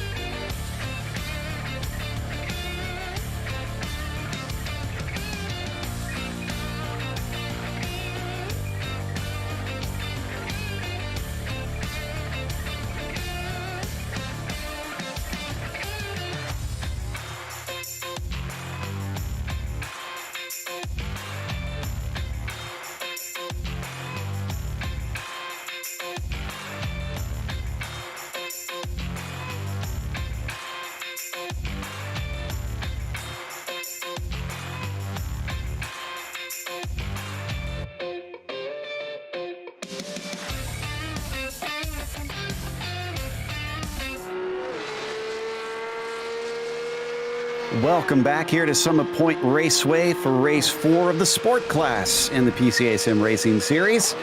And right now, Christopher Cook has the provisional pole on the first couple of laps. We still have plenty of drivers out there that still have ones to be run. And, well, we saw that track position isn't everything last time out, DJ. If you got the pace, it can be done. Yeah, we saw Thomas Briggs really be able to climb his way through the field on that, and certainly some opportunistic passing there, some definite good dives going down into turn 1, so it is certainly able to get past here, but I still think that Rachel's assessment right off the bat is right. The higher up you qualify, the better chances you're going to have. So here it's with .177 to make up to the top spot. He is still out there, and he's got one more lap to go. Cook is just about to finish his final one, and not seeing that he is going to be improving on that. There is Cook on your screen in the beautiful Robin's Egg blue car. And down to the line. Let's see if this is going to be any quicker than that 108.9. No, it will not. Oh, Balistieri goes up into the front row. Sebastiano, with his final lap, goes just a little bit quicker, but he can still be beaten by a few others. Yeah, there's still plenty of time for some people to get some changes in these laps here. We could see a late upset. We'll have to see what happens, but there's a lot of fast guys lining up at the front of this race. And it looks like Yurtsa is slow, so now we watch Geiger. Oh, and Geiger gets within 1/100th of a second of Christopher Cook. He is now into second place, but still nobody can topple the 47 machine. As we switch over to Bob Moore, who is yet to set any times. Let's see what he's got in that 772 car onto the main straight. First one got deleted. This one hopefully will give him something a little bit better than that. No, also gets deleted, DJ. He's under pressure now. He's the only one without a lap time. Yeah, he certainly is, and he has got to try to just get everything nice and together. You can see him there in that VR set, looking through the corner, looking through turn 1. It's a good line through there. He's clearly got some decent speed in him, setting down a 113 there on the last lap he was able to set, but he's just got to keep this between the lines. So far, so good. Down through the chute. This is a place where it can be easy to put the wheels off, especially on that exit. But that one was decently tidy. Not the best we've seen, though. Down into the carousel now, where the car slows down. Have to be so precise. And back up to pace through the S's onto the back stretch. From what I'm seeing, I think he'll finally be able to put one on the board, Rachel. Yeah, could get it done here and put that car in a fantastic place to run here, but it's all about finishing the lap, but it's still, oh, here we go, last corner. It's looked good. All right, down to the line. What kind of time is he going to have is the question as he crosses. No, it still wasn't counted. We didn't see a single off on that one. He must be having some kind of connection issue or something, because that was very unusual. So he will start from the back of the fields. In the meantime, on screen, we see Andrew Hillman, who is just practicing at this stage, DJ. He's already got all 3 laps in, and actually, I'm trying to see. I don't think we have anybody else that can go. No, I don't think we can either, Joe. I think Hillman here, the last car to be able to put a time down on the board, so we'll have to see if he's able to improve from that 35th place position. This will give us a chance to remind you that PCA Sim Racing social media offers up in-race reports, breaking news, and announcements through Facebook, Twitter, Instagram, and YouTube. To subscribe, key in the platform name and add /PCA Sim Racing. All kinds of awesome stuff, not just during the races themselves, but in between the shows too. So definitely give them a follow. But that brings us to our starting grid, and a much larger starting grid this time than last time. Christopher Cook is at the front of it, but Jake Geiger is going to try to make this one count and see if he could get by him before the end. Balistieri will be 3rd, and Yurtsa in the 4th position. Boccieri in 5th, and Walton will start from the 6th spot. Inside of the next row, Saliero in that 7th position, Evers in 8th, and David Kaufman P9. Will Kelly will round out your top 10, DJ. Lining up in 11th, it's going to be Chris Pippin, followed by Avijit Baru, with Theodosis Neokli in 13th and Randy Teague in 14th. David Palmer will be behind them, with Trip Starkey flanking him, and Adam Spence and Gregory Gorel in the low row behind them. Will Mungia will be 19th, followed by Adam Holland, who rounds out your top 20. 21st is Ward Preston with Jeff Williams 22nd, David Chrysler in 23rd with 24th, Anke Bergerson, Evan Balbier in 25th, Antonio De Silva 26th, Patrick Adamczyk in 27th, James Bernard 28th, Mario McGee in 29th, and 30th, Val Asieno. 31st goes to Greg Smith with Peter Krumer in 32nd. Then it's Mark Frost, P33. Last two to set times is Tom Crane and Andrew Hillman with Bob Moore. For some mysterious reason, not able to see a time actually set up on the board. We'll have to investigate, see if we can figure out what caused that as we now wait for the drivers to grid up pretty soon. The qualifying clock has to tick down here as there's still drivers on the track taking time, so it has not decided to switch over. So I have to ask then, DJ, what was your big note from the first race? What really stood out to you as a key to victory today? It's really nailing down the exit out of the S's, Joe. We saw a lot of drivers bobble a little bit there, not make a mistake necessarily, but just lose some speed on their exit from the carousel coming through the S's. And with that turn one being the primary overtaking opportunity, you've got to nail that exit out of there and be able to carry that speed all the way down through Paddock Bend to be able to have a hope to make an attack. You can see they're almost all already lined up. Just about have everybody raring and ready to go. Seeing a few more pop in. And do we actually have them all? Nope, looks like Adamczyk is still waiting. And once we get him on there, then we will be released for this 40 minutes. Last time out seemed like, as we predicted, the fuel strategy says go long and pit as late as you can. And this is a big, big field. Look at that. It goes almost all the way down into the final corner. It looks like everybody is out, and the green flag is out as well. Ooh, Geiger's great off the line. Cook is going to be swamped into that first corner unless he can brake very deep. He's starting to hold station beside him. He's got the inside, but he doesn't brake as deep as Jake Geiger is indeed going to take the lead away from our pole sitter, Cook. Everybody else piling into the first turn. A bit of three wide, back of the fields. Thankfully not seeing any incidents. Rachel, we're through. Oh my gosh, we're through. That was a little bit more exciting than I'd like to see for turn one, but they managed to get it stuck in there and keep this moving. We've got a bit more action, I think, in this one. It's a little bit more dramatic already. Absolutely, and Christopher Cook's got to be kicking himself for that one. Behind them, it is tight between Boccieri, Yurtza, and Solero there for 4th, 5th, and 6th. They have fallen off of those front two, so it's looking, front three actually, it's looking a little bit like what we witnessed at the start of the last race. Out of the S's like you predicted, DJ. Let's see who gets the good launch. Well, looks like Cook's got a pretty decent run. He was able to bring that gap down a little bit, and even more as they come onto the main straightaway. No defensive move there from Jake Geiger, and definitely behind, though, trying to see what happens. Is he going to have a little bit of a move here? Well, Christopher Crook down into turn one. No, he looks like he braked either a little early or just a tiny lift there. So either way, he did not give it everything into that corner, maybe just wanting to stay patient. These drivers aren't patient. That's Evers ahead of the fight between Pippin and Kaufman. They've also got Avijit Barua behind them, giving a poke, but he couldn't find an opening. They're finally going to get back to single file, Rachel. Oh, they absolutely are, but this is still very, very tight compared to the last race. They're still right up on each other's gear here, and there's a lot of room for mistakes if they're not careful. So try and find your footing in this one, guys, and try and let this lap finish at least. Boccieri trying to catch back up to Sebastiano and doing a pretty good job of it, as I think Adam Holland just had an issue. He spun to the inside of turn 5 and trying to find an opening. Boccieri here as we ride on board with the number 80.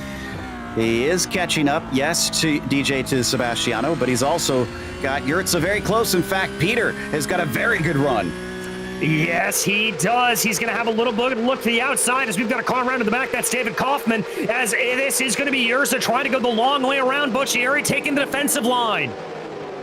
Can he fend this one off into the corner as they accelerate off of 1 and 2? Very good run from Yurtsa, and he's got the inside down into wagon wheel. We watch from on board the yellow car of Solero, and there's the spot. So put Yurtsa into P4. No, maybe not. Yes, oh no, he's getting tight. Oh, it's not all done yet. Into turn 5, side by side. This always ends in tears, but they managed to hold it right now. Gets inside for the 80. Oh, but no, fall back. I thought Boccieri was really going to get that one pretty quickly, but no, he gets rebuffed, and Kumar unfortunately seems to also have just had a problem. So we'll have to check on that in a moment. We look at Trip Starkey now in the 16th position. This is an absolute gaggle of cars, DJ, with Randy Teague up at the front of them. Yeah, indeed. It's Teague, Spence, Starkey, Gorel, Krutzler running all in a line here. Very, very close to one another, kicking up a little bit of dirt on the exit of Paddock Bend. It's just going to be a matter of who can get the best slipstream here down the fast front straightaway. Not seeing anybody poke their nose out, but Pippin is going to give it a go a little bit ahead of them, and he does snatch the 10th spot away from the 830. So clean move from the 042. Yeah, keeps it clean and tidy, gets it done in time as we have a good knot of cars here racing in your mid-pack. Pushing out of 3, 4. Heading now for that big dive into 5, and this does feel a lot. Oh, we have a car off the track. That is Randy Teague, 19th place. Oh, big heartbreak for him. I think this is a single car incident and didn't touch the grass for one time. Just starts to lose it. Oh, well, there was someone slow in front of him. I wonder if that was throwing him off. That was Palmer. So maybe, like you like to say, DJ, target fixation.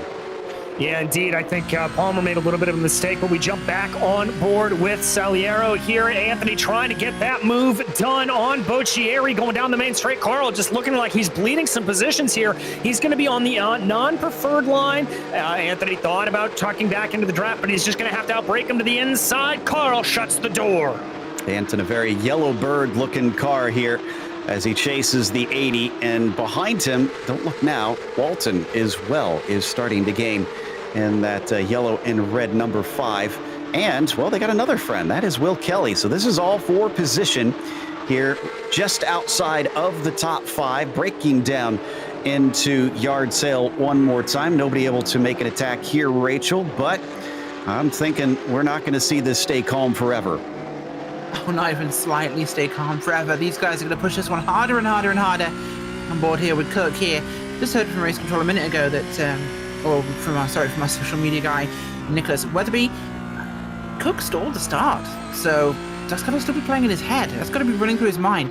He's already made one mistake. He's lost to Geiger now. And look at this. Look at this. Having it back, though. This is Cook. He might be able to get this over Geiger. Great exit coming out of Paddock Bend, but Geiger surprisingly does not defend down into turn 1. Doesn't need to. Outbreaks him, and DJ, he's back ahead. Yeah, I've got to say here, Christopher Cook looking like he is a little bit timid on the brakes going down into turn 1. That's about the 3rd or 4th lap that we've seen him get onto the binders a little bit early, and it looks like that's starting to be his downfall a little bit. Absolutely. Got to get a little more brave if you want to get a good finish here today, or at least a win, as we ride with Solero. Speaking of being brave on the brakes, locks up the left front just a little bit. Oh, and behind him, a hit between Kelly and Walton as Walton spins the car, Rachel. I don't think there's much that Kelly could do there. No, unfortunately not. I'll show a replay here. Diving down into the kink here before 5. And it's really braking right almost as you come out of the corner there. And oh, he got sideways already. He was already sideways. Unfortunately, nothing the other car could do to avoid it. He was just in the way on the line. Caused him curb the wrong way. Both of them dropping a number of positions. Kelly's in 9th, and Walton all the way down in 17th. In fact, Walton got enough damage. No, it wasn't damage. Looks like maybe incident limit already. We're only 8 minutes in. He just got a black flag. No, it was Walton. It wasn't incident limits. It was Walton having an incident that impeded another car. Remember, they have that new rule this year, so it looks like they ruled that one a black flag for a self-spin / incident. Meanwhile, battle on screen here coming through. Wagon wheel in the mid-pack and up over the crest through the chute. This is between Neocli, Pippin, Kelly, also Evers, Barua, Spence, and their man. This train goes on forever, DJ. Yeah, it really does. And I've got to say there, Will Kelly taking a little bit of a terrifyingly wide line going through yard sale. That is not normally what you see there. It worked for him. He's able to keep it up, but he has got to be very careful as this race goes along. Marbles and dirt will build up on the outside of that corner, and that could be a very dangerous line to take. A little deep there for Will Kelly. Looks like Evers thinks this is a great chance as he's already ducking down to the inside. Kelly can't do much about it. Tries to size up his brake marker as we watch from on board Barua. And much deeper on the brakes. Is he going to make the apex? Yes, just barely. In fact, it was Evers who almost got overtaken by Barua for a quick moment, Rachel. Yeah, he looked like he was going to go for something there, but just managed to hold him off for the last second. So this is definitely a bit more of a tense race, I think, than we saw last time out. These guys really pushing themselves so far. We're nearly 10 minutes in, quarter of the distance right now, and it's not changed a huge amount in like last race.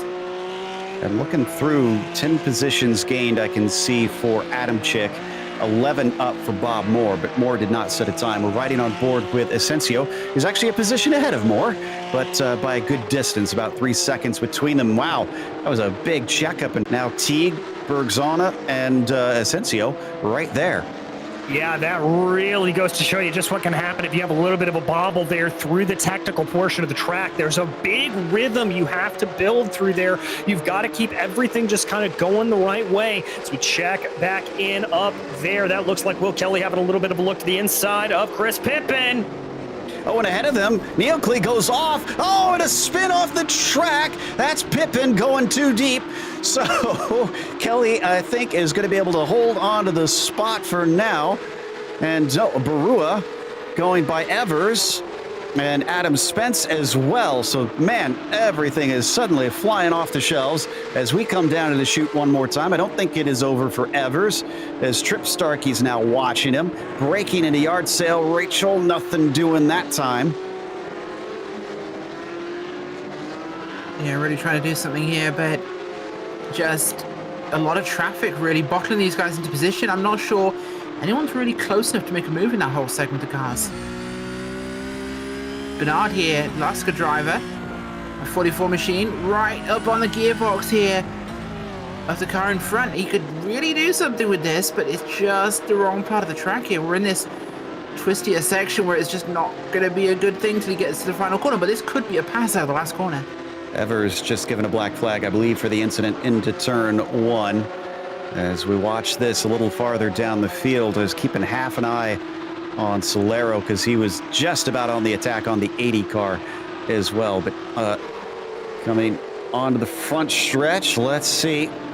What do we? Whoa, and a lot of smoke. Who is that off? I think that was Neocli again. It was. Oh, yeah, Neocli got hit by Randy Teague, it looks like.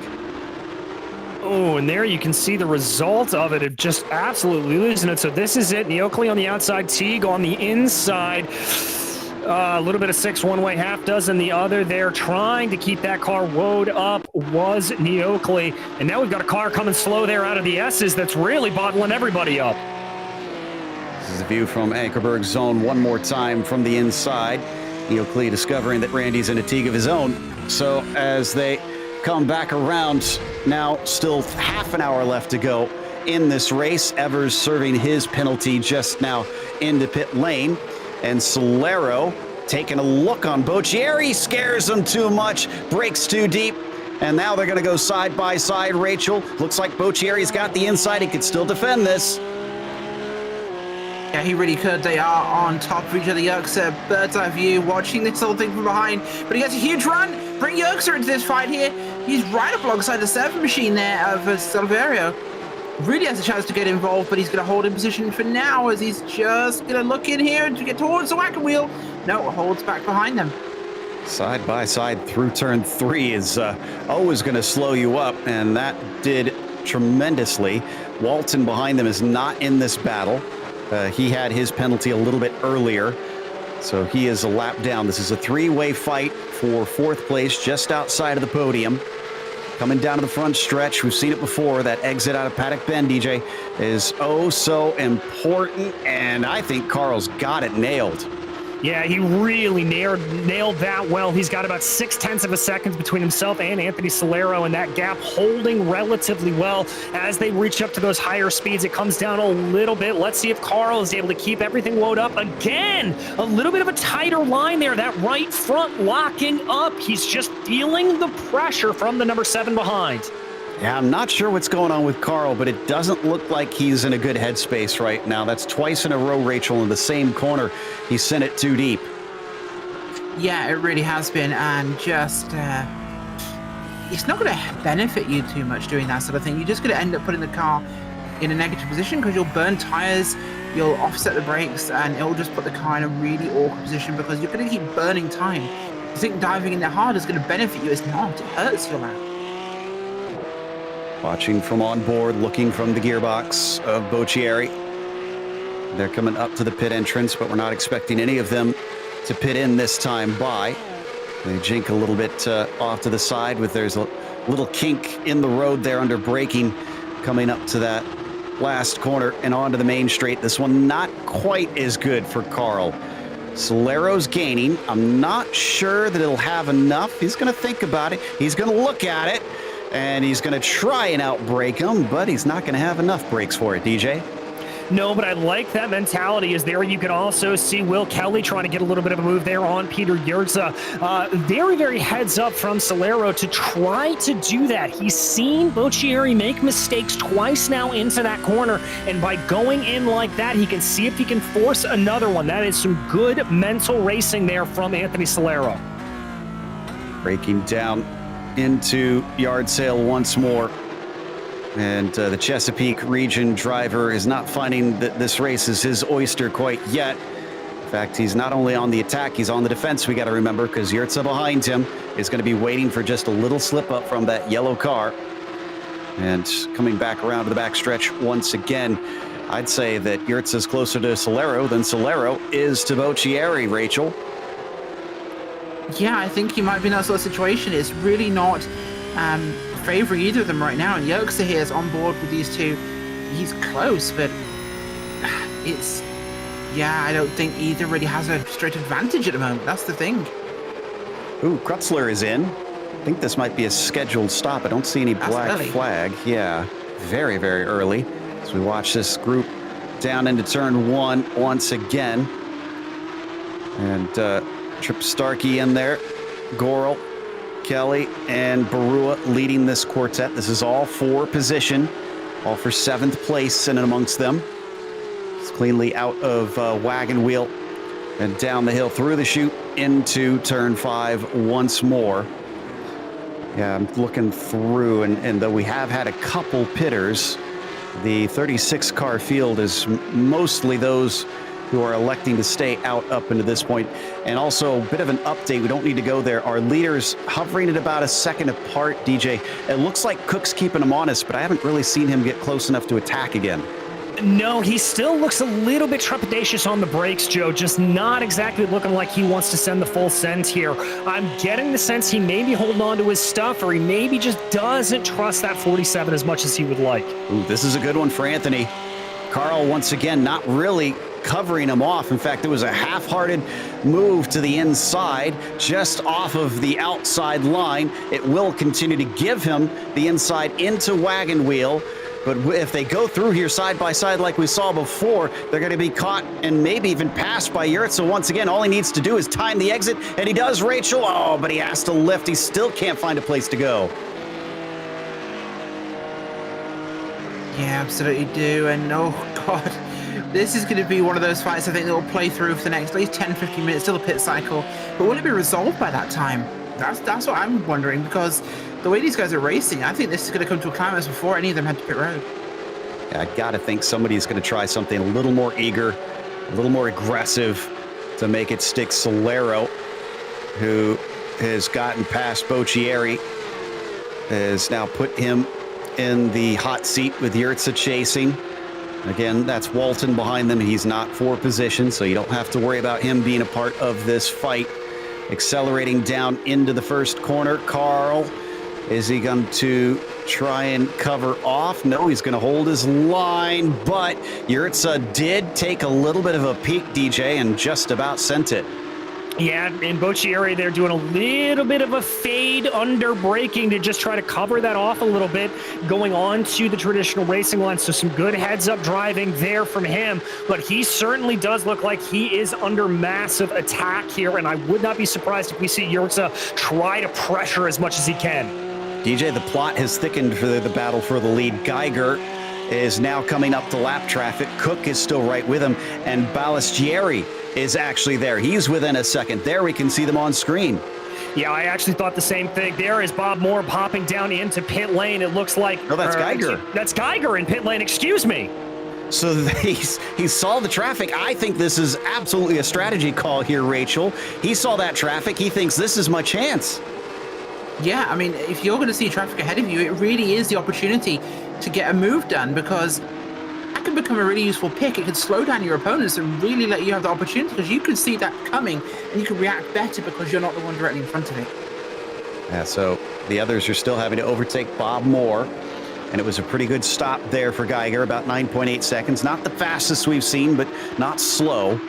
He's got to hope, though, that this works out well by the time they exit back out. So we continue to watch behind them in that fight between Solero, Kelly, and Barua. Now we switch over to Jeff Williams instead, here in 11th position. He is fighting with Chris Pippen. Pippen, DJ, has been in a lot of action today. We haven't really seen a whole lot of Jeff Williams, though, and he's up 11 positions. No, he's just been slowly and silently working his way up through the field, and his sort of sparring partner in all of this is Patrick Adamczyk in the 407 behind him. Adamczyk up 15 positions on the day in that zebra livery, so doing a great job here, the pair of them. He's earned his stripes for sure, and Adamczyk coming down towards the pit entry. Are they going to be heading in? Adamczyk is, so he's calling it. He sees a little bit of a challenge for Williams trying to pass on Pippen, thinks that maybe that will give him the opportunity. Geiger, for what it's worth, looks like he came out in clear air, I believe. In fact, that's him. Yeah, that's him right there. Yeah, no, Geiger's got a great place in terms of clean air on the track. He's got a couple of cars ahead of him here who aren't right up here, so this could really benefit him in terms of overall lap time, because they're going to give him a tow rather than get in the way. So that'll be useful. Adamczyk, though, is a huge mover of this race. He's up so many places. Indeed. It's been impressive. Now, the thing for Geiger, though, is he's going to catch them. In fact, look at that. Under braking down into turn 5. Gap comes down to about 4 car lengths, DJ. If they stay out for much longer, they will be a hindrance soon. Yeah, they will. And remember, we saw drivers take this down to about 11 or 13 minutes in the previous race. So this could be a little bit of a problem. And now the one problem that he is going to have, as opposed to Christopher Cook up at the head of the field, is these drivers are not entitled to be passed. They're fighting for position here. Jeff Williams, Chris Pippen, they do not have to move out of the way, as would some of the lap traffic that Christopher Cook is going to be coming up against. So as we ride on board with our leader, hasn't caught them this time by, but there again, catching up under braking. This means that Cook's got a great chance to try and put some distance on him instead. As we wait for them to pit in. Geiger's your highest pitter right now. The other behind him is Adam Svensson. He's in 8th, while Geiger's in 12th. So there's really no comparison there. We hop on board with the 54 machine. Boccieri still ahead of Yurtsa, but Balistieri is a long ways away at this stage, about 10 seconds up the road. So the podium positions, Rachel, have found way more pace than everybody else in the sport class. Yeah, they really have, or at least the top 2 there. It's really shaken around. The amount of time we're seeing difference is massive with this one. And Cook, he's found his redemption. He got himself back to the front here, and he's pushing this thing hard. But it's definitely been a bit of a shake-up, of course, and second place really didn't end up so well. Geiger really lost out.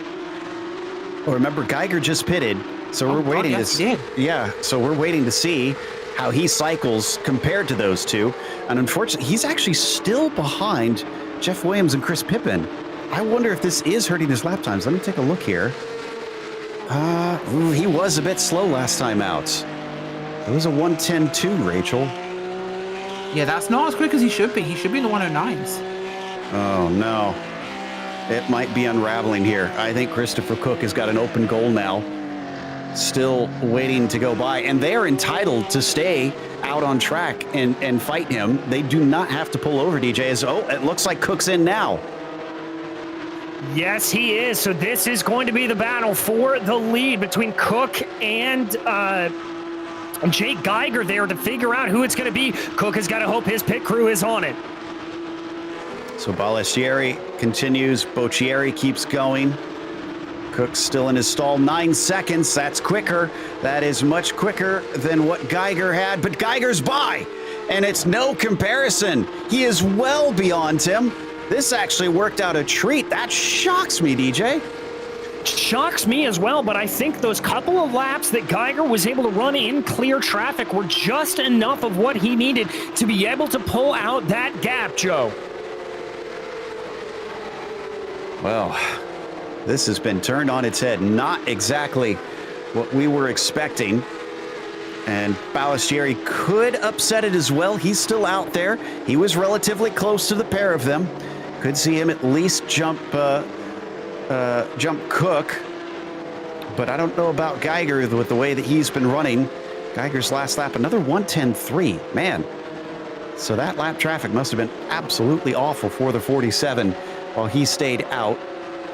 Here you see Geiger still chasing on Williams. Is Williams going to pit? He's kind of motioning it like he is. Yes, Williams is going in, and this finally frees up Jake. All right, and I'm keeping an eye here on Balistieri as well as he works his way around. He's staying out for another lap right now, but he was only able to put in a 1:10 flat on that last lap, so only 0.3 of a second difference, and I think he's got to pull out a little bit more from that car if he wants to move ahead. Now, the good news is for him is he's got about 3.5 seconds up the road to Joseph Evers, who is the next lap car he will overtake. Down through the carousel with the 5:16. Boccieri nowhere to be seen. Probably not likely to fight for that podium position. Let's see if he comes in this time, Rachel. He's heading towards the pit entry, and looks like instead we're going to switch over to Barua, who is in a little bit of a fight for 10th. Yeah, we are. Barua here right behind Kelly, and Yerksa just up ahead of him. The timing here is much bigger than perhaps we think. It's a good 10 seconds there, but Balistieri is in, of course, there. Brewer is, 1-2 seconds between Yerksa and Kelly and himself. That could be an interesting one to see how it develops. So in that range where it could change, but it's still kind of a little bit broad coming out that final corner. And he has got a run here, potentially. Oh no, this is Geiger we're looking at now, 5th place. Moving alongside. This is all for, well, not quite for position yet. These guys have not pitted like he has, so this will cycle through. He should be leader, but he's got to make that gap at the front on Cook. Important thing is that he is winning on their strategy right now, but Cook, has gained and has it down to 0.8 of a second. Balistieri, well, it was no contest. It was 4 seconds between Cook and Sebastiano after the top 3 had finished their pit stops. But this is that eternal downside to pitting early, DJ. Geiger has been dealing with some headaches here. And you can see a bit of damage on the back of Pippen from his earlier adventures, and that probably doesn't sit well in his head. No, it more than likely does not. And Geiger here happened to be looking ahead and behind with Cook all over that exhaust from him. I've got to imagine here that Pippen, seeing Boccieri and Solero both coming down pit lane. Pippen gonna stay out, though. That'll create a little bit of a headache. Oh, man. And this is a very good run from Christopher Cook. Does he try an attack here? A little bit of a slipstream is helping out Geiger. allowing him to stay slightly out of range from Chris. They all get on the brakes, and he's not going to be able to get past the drivers that still need to pit. He also keeps Christopher Cook behind. I guess no news is good news if you're Jake Geiger right now, Rachel. Yeah, right now, no news is fantastic news, because as long as he can keep this positioning, Pippin will get out of the way at some point, and he will have this chance, but the gap between himself and Cook is very tight. We know he's been slightly better on the racetrack car to car without anything in front of him, but it's looking pretty busy, and I'd want him out of the way. And actually, Pippin is leading the race right now. Everybody else in front of him has pitted. So for Jake Geiger, the one driver he wants to pull out of the way is the one that is elected to not stop a little bit early. And he's trying to get a good run. I thought he had one. Almost looked like he had a check up. I was going to say, don't go to the inside, because surely Chris has got to be pitting this time. And now as they come onto the front stretch, no slipstream to help Geiger, at least not much of one. That's Tom Crane in front of him. And a big toe for Chris Cook, DJ. Is he going to go for it? Well, we'll have to see here. Looks like he's backing off a little bit, so doesn't quite like it just yet. I think he wants to see maybe if Geiger's going to be held up a little bit by Crane. I couldn't tell if that was a brake lockup from Crane or from Geiger, but one way or the other, Cook's still very much in contention. Well, now that somebody took the Hobbit to Isengard and got Pippin out of the way, it looks like we have got back to our top three: Geiger, Cook, Ballestieri. Sebastian has gained a bunch of time, too. It's down to 1.5 seconds. I get the sense that the traffic is honestly been genuinely slowing them down here, Rachel, because 4 seconds down to 1.5, that's a pretty good chunk. Yeah, it really has. It's been a huge factor in this thing so far. And it's a track where passing is sometimes at a premium. There are places to do it, but not a lot of them. When you get into a certain section, you are really choked up there. So, yeah, we'll have to see how this unfolds now with traffic, as they're looking like we could try and see a move here on that lap car, but it's really tight here. This could go either way. On board with Cook. Crane just not diving out of the way. Surely Geiger's got to have better pace. This time he's going to the inside, and this time he's going to give way. Crane is going to stay on the outside at least most of the way, but Cook is a little too timid. He doesn't make the overtake mid-corner. That allows Sebastiano to now make this a fight for P2, DJ. Yeah, and credit here to Sebastiano Ballestieri. Remember, when he came out of the pits, he was something like 3 or 4 seconds down. And now with Crane here holding up Cook a little bit more, he is going to be right in the thick of the battle. And those blue flags, those are informational, so he does not have to leap out of the way. He's not making friends right now, though, I will say, as he's held up the leader. Now he's held up second place. Christopher Cook with a 5:16 breathing down his neck. Now the car behind him, that's Randy Teague. That's not for position. Onto the backstretch here. And Cook is trying to telegraph the move. Tom hears him over the radio. He's going to give him space. He tries to give space to Ballestieri, but for the same as almost what we saw, Rachel, in turn one, Sebastiano just had to check up because he wasn't sure what he was going to do. Oh!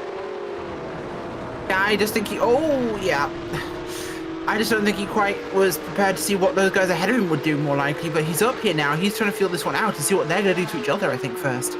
That was Will Kelly, who had Avijit Barua trying to put his nose in through Paddock Bend, and Kelly dived to the gravel to keep from getting spun around. Unfortunately, that did still cost him the position.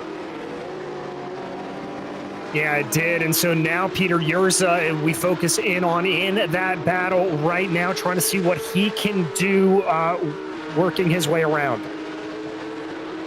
This is Adam Chick and Pippin on screen, with Goral just behind them, fighting for the 9th position, coming down into the chute themselves.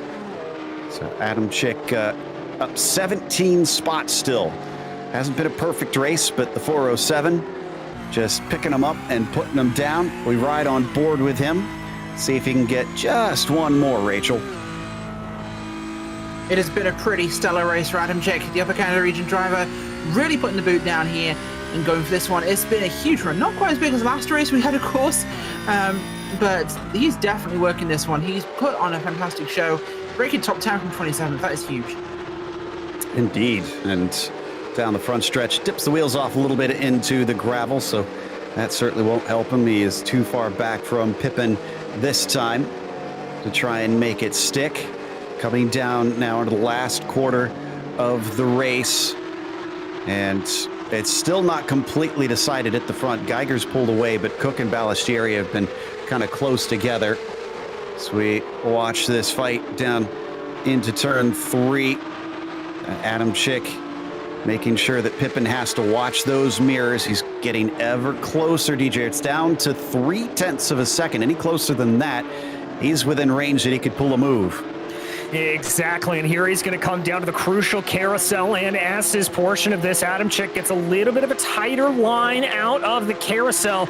We'll have to see if that allows him to carry a little bit more speed. It does indeed. Look at that closing distance for the 407. He is going to be coming up behind here. Big puff of smoke in front. I'm not sure who that's from.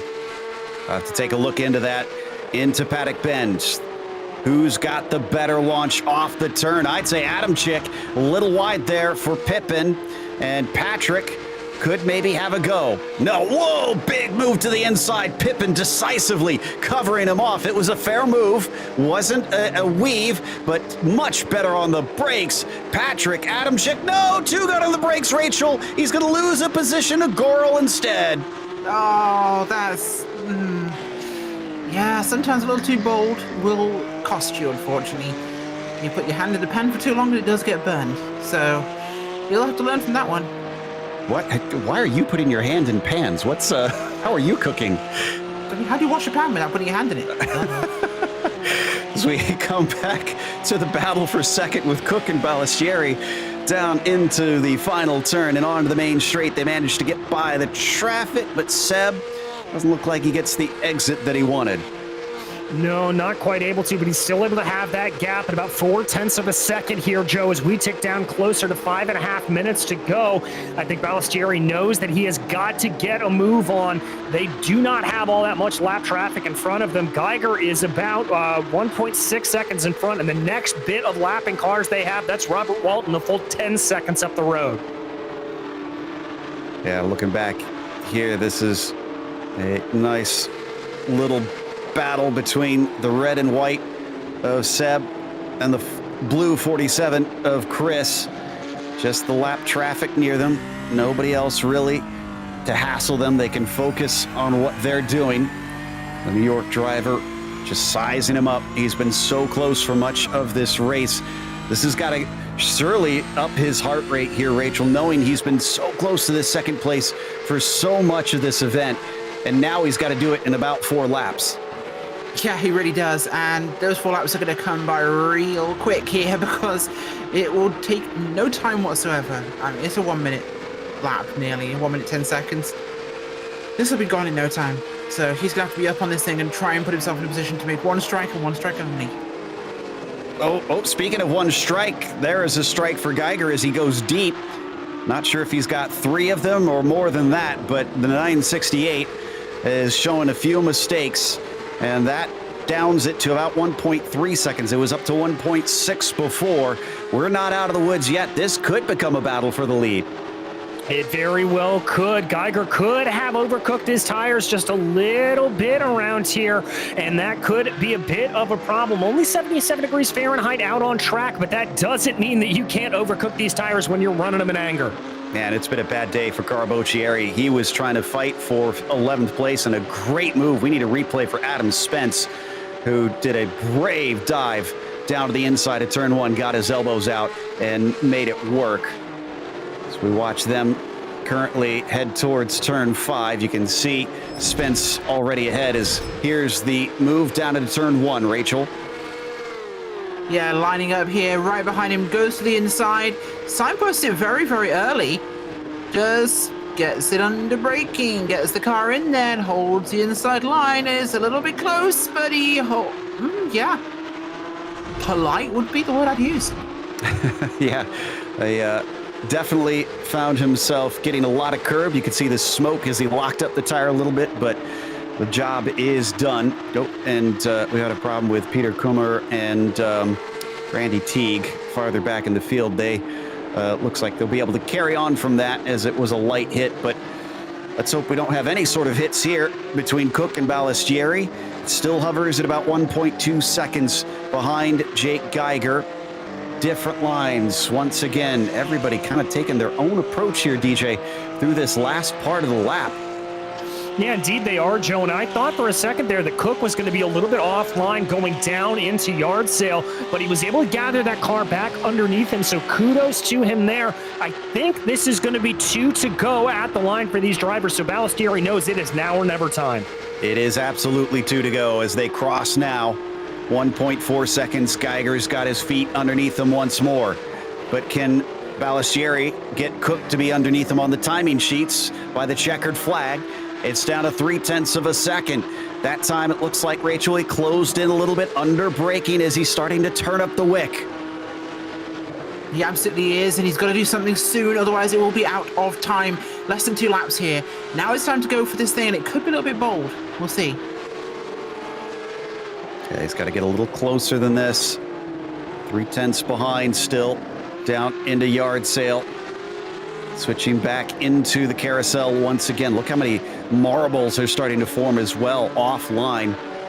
Just stacking up out there. So anybody who goes outside of the typical racing line is going to feel it at this stage, like Cook just did. He went a little bit wide.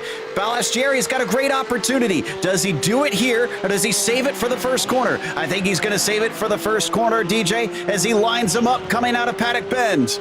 And that was dangerously close to 2 wide there for Christopher Cook, but the gap coming down from 0.3 of a second. White flag in the air from Barney the Flagman. Does Ballestieri have it?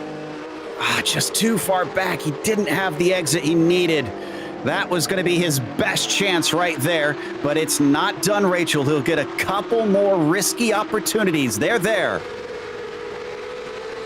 Oh, they absolutely are, and these risky opportunities become very acceptable risks this late in the race, where you're going to go for it because you've got 30 seconds on the board. So now it's now or never. You got to push this thing. Yeah, my one lone Lotus 49 win came at this track with a last lap pass myself. And the other driver a little angry because it was a risky move, argy-bargy, I will admit, but it was last lap. I'm with you. What are you going to do there? You know that the driver is going to go for it, but Jake Geiger, who looks like maybe he's tempering himself. It's down to 0.6 of a second. Oh, it's another bad exit from Cook. And will he defend this time? He's not covering off yet. Ballestieri could maybe try something. He does not. He'll need a monstrous exit to take second place. But ahead of both of them, it is going to be Jake Geiger to take the win today at Summit Point, and Cook will hold him off to take second by all of 1/10 at the line. Absolutely incredible stuff. We jump back here in the field. Solero trying to see if he can close down on Peter Yersa directly ahead of him, but Yersa going to be able to hold that one out as well. Whew, very tight for some of our top runners, down to 18th now, as Ward Preston is trying to catch up to Craig Smith in 17th, but it looks like he's dropping a little bit now. We have 22 drivers able to finish this last lap, so pretty good number of our 36 starters will be able to complete all of the laps here today. Into the last corner, Craig Smith looks nice and solid, so I don't think Preston's going to be able to get that one. That'll be our last few to cross the line, with Balbier in the 099 going to be the final one to finish this race. Jake Geiger takes the win here by about a second over Christopher Cook, who was sweating, no doubt, with Ballestieri breathing down his neck all the way to the end. Fourth place for Yersa, just could not catch up to that podium group, 14 seconds behind them. Anthony Solero was P5 with Avijit Barua. Something of a quiet race today from 12th to 6th. We didn't see a whole lot of him, but he was in there. Will Kelly was 7th as Trip Starkey finished 8th, and Chris Pippin was 9th. Adam Chick from 27th to 10th, DJ. Another big mover up 11, Jeff Williams to come home 11th, followed by Carl Baccieri and David Palmer, with Adam Spence and Joseph Evers rounding out your top 15. Behind them, it was David Krutzler and Craig Smith, with Ward Preston, Antonio Da Silva, and Robert Walton rounding out the top 20. 21st is Bob Moore with Evan Balbier in 22nd. 23rd, Ryan McGee. 24th, Ankerberger's son. Gregory Gorel, in 25th after a late race incident. Dionysis Niachili is in 26th with Tom Crane 27th, Andrew Hillman 28th, Adam Holland 29th, Mark A. Frost in 30th. From there, Peter Kummer was 31st, 1 lap down, along with Teague in 32nd. Then you get to cars multiple laps down: Kaufman, Mungia, Asensio, and Bernard. But we do have our winner ready to talk to us. And today, Jake Geiger was off the charts, just controlling this race and at times looking slightly under threat, but we didn't see a flinch from our perspective. We kind of questioned that early stop a little bit at times because it looked like you were being held up by traffic that hadn't pitted. Did you feel like your pace was hindered there after your stop there, Jake? I was hoping not. There were some guys I know mid-pack probably had a good pace if once they got going and stuff, and I was, hitting some back markers. So I wanted to get at least in a pack where, the pace was similar to what I was running to hopefully mitigate any time loss. Absolutely. And was that the whole reason for the early stop there? You saw some lap traffic, and we thought that's why we figured you were diving in. Was that the reasoning? Yeah, that was reasoning. I saw a gap behind me, but it closed up pretty quick. The track is so short. You see a gap behind, maybe I can get out of the pits in time. But it was a little bit of a gamble. And in the end, it worked out beautifully. But it's going to be a much longer lap out at Suzuka. Do you see yourself faring well at a much more twistier, larger circuit like that? I hope so. I hope my Gran Turismo days kick back in because I haven't run that one on iRacing yet. So hopefully I can learn it quick. Well, I hope so as well. Man, congratulations. This was an impressive performance. Anybody you want to thank that put the 968 in victory lane? Got to go for the wife and kids, keeping them upstairs and having fun. My boys always want to come down and watch Daddy race, but I love it. But we try to get a win, so got it done today. So thank them. Great stuff there from Jake Geiger as DJ's now caught up with Chris Cook, who at times looked like he had the pace, but then fell back a little bit late. I have indeed. And Chris, I want to start with you at the end there. How much were you sweating under that pressure from Sebastiano? Oh, man, the pressure was absolutely intense. And after all the races the last few weeks, this has been absolutely insanity. I can't believe you should see the sweat pouring off of me. Well, talk to me a little bit about the middle of the race with the pit stop that Jake made early on. You saw him dive off in. Were you thinking this is my opportunity? And talk me through that whole pit stop cycle. No, that was a brilliant move on Jake. As we were coming up on lap traffic and he decided to pit, I thought, wow, I'm disappointed I didn't think of it first. And so I tried to gain as much time as I could, but unfortunately it wasn't enough to get him. Well, you still came up with a second, but as we look ahead to next week, it's going to be Suzuka, obviously a little bit longer and wider of a circuit. How do you think it's going to go? Oh, I hope it's going to go well, to be honest. A lot of practice. I've never seen the track before, so it'll be all new to me. I'm excited for the challenge. This is a great group to race with. Well, I know I'm looking forward to the challenge as well. I love watching you guys out on the track. But as for tonight, anybody you'd like to thank for this second place? Well, first off, I want to thank Jake and Sebastiano. They did a terrific job of keeping a race pace, keeping the pressure, but keeping it clean so we could finish. And then, of course, I got to thank you guys, Podium Esports, the Porsche Club, all the volunteers that do this. This has been great fun. And, of course, my wife who puts up with it. Indeed. Well, thank you. That was Chris Cook, your second place finisher out there. And now, Rachel, I believe you've caught up with third place. I have indeed. Sebastiano Balassieri, a fantastic run tonight. Third place here. You were dicing up there with Chris and Jake towards the end of the race. Just what was it like today in terms of on-track action and the strategy decisions for pit road? Sebastiano, we got a copy? Can you hear me? Yes, we can. Hi, did you hear the question? Anyway, so I just wanted to say thanks everyone. I had a pretty smooth race tonight. Thankfully, I qualified on the front row, and that was a huge help. So I was able to stay with the front runners the whole time. So I stayed out of trouble this time, and it was a pretty good finish. It certainly was. Who makes it happen for you out there? Well, most important, I want to thank you, our pro drivers, that they help us out during the week. Chris Brown and James Huth, they're a huge help. They show us how to get faster, and definitely worked for me on this track, which I particularly love. I've been here numerous times, and it's one of my favorites. And also I want to thank my fellow Pegasus Carl Bocchieri, which he was behind me in beginning stages, and I don't know what happened, but wish he would have hung in there. We practiced all week, spent a lot of time to be able to do this. You certainly do. Well, thank you so much for joining us, and Sebastiano Balestrieri in third place tonight. Thank you. Well, that's going to wrap us up. But one more time before we go, we do want to mention to check out PCA Sim Racing's social media, because it offers in-race reports, breaking news, and announcements through Facebook, Twitter, Instagram, and YouTube. If you make sure and subscribe to any of those, you'll be up to date on everything here in PCA. To subscribe, simply key in the platform name and add PCA Sim Racing. But we'll see you next time at Summit Point once again at 9 p.m. Eastern on Friday, April 15th. We'll have the pro and club classes. That'll be live here on Podium Esports. A big thank you to the steering committee at PCA Sim Racing, and a huge thanks to our team tonight, Rachel, DJ, Ryan, Nick, and Dougie. Also, none of this is possible without those behind the scenes at Podium Esports, Ryan Bauer, Gary Sexton, and John Theodore. Thank you so much for watching tonight's broadcast of PCA Sim Racing. I'm Joe Peak, and I'll see you on the track.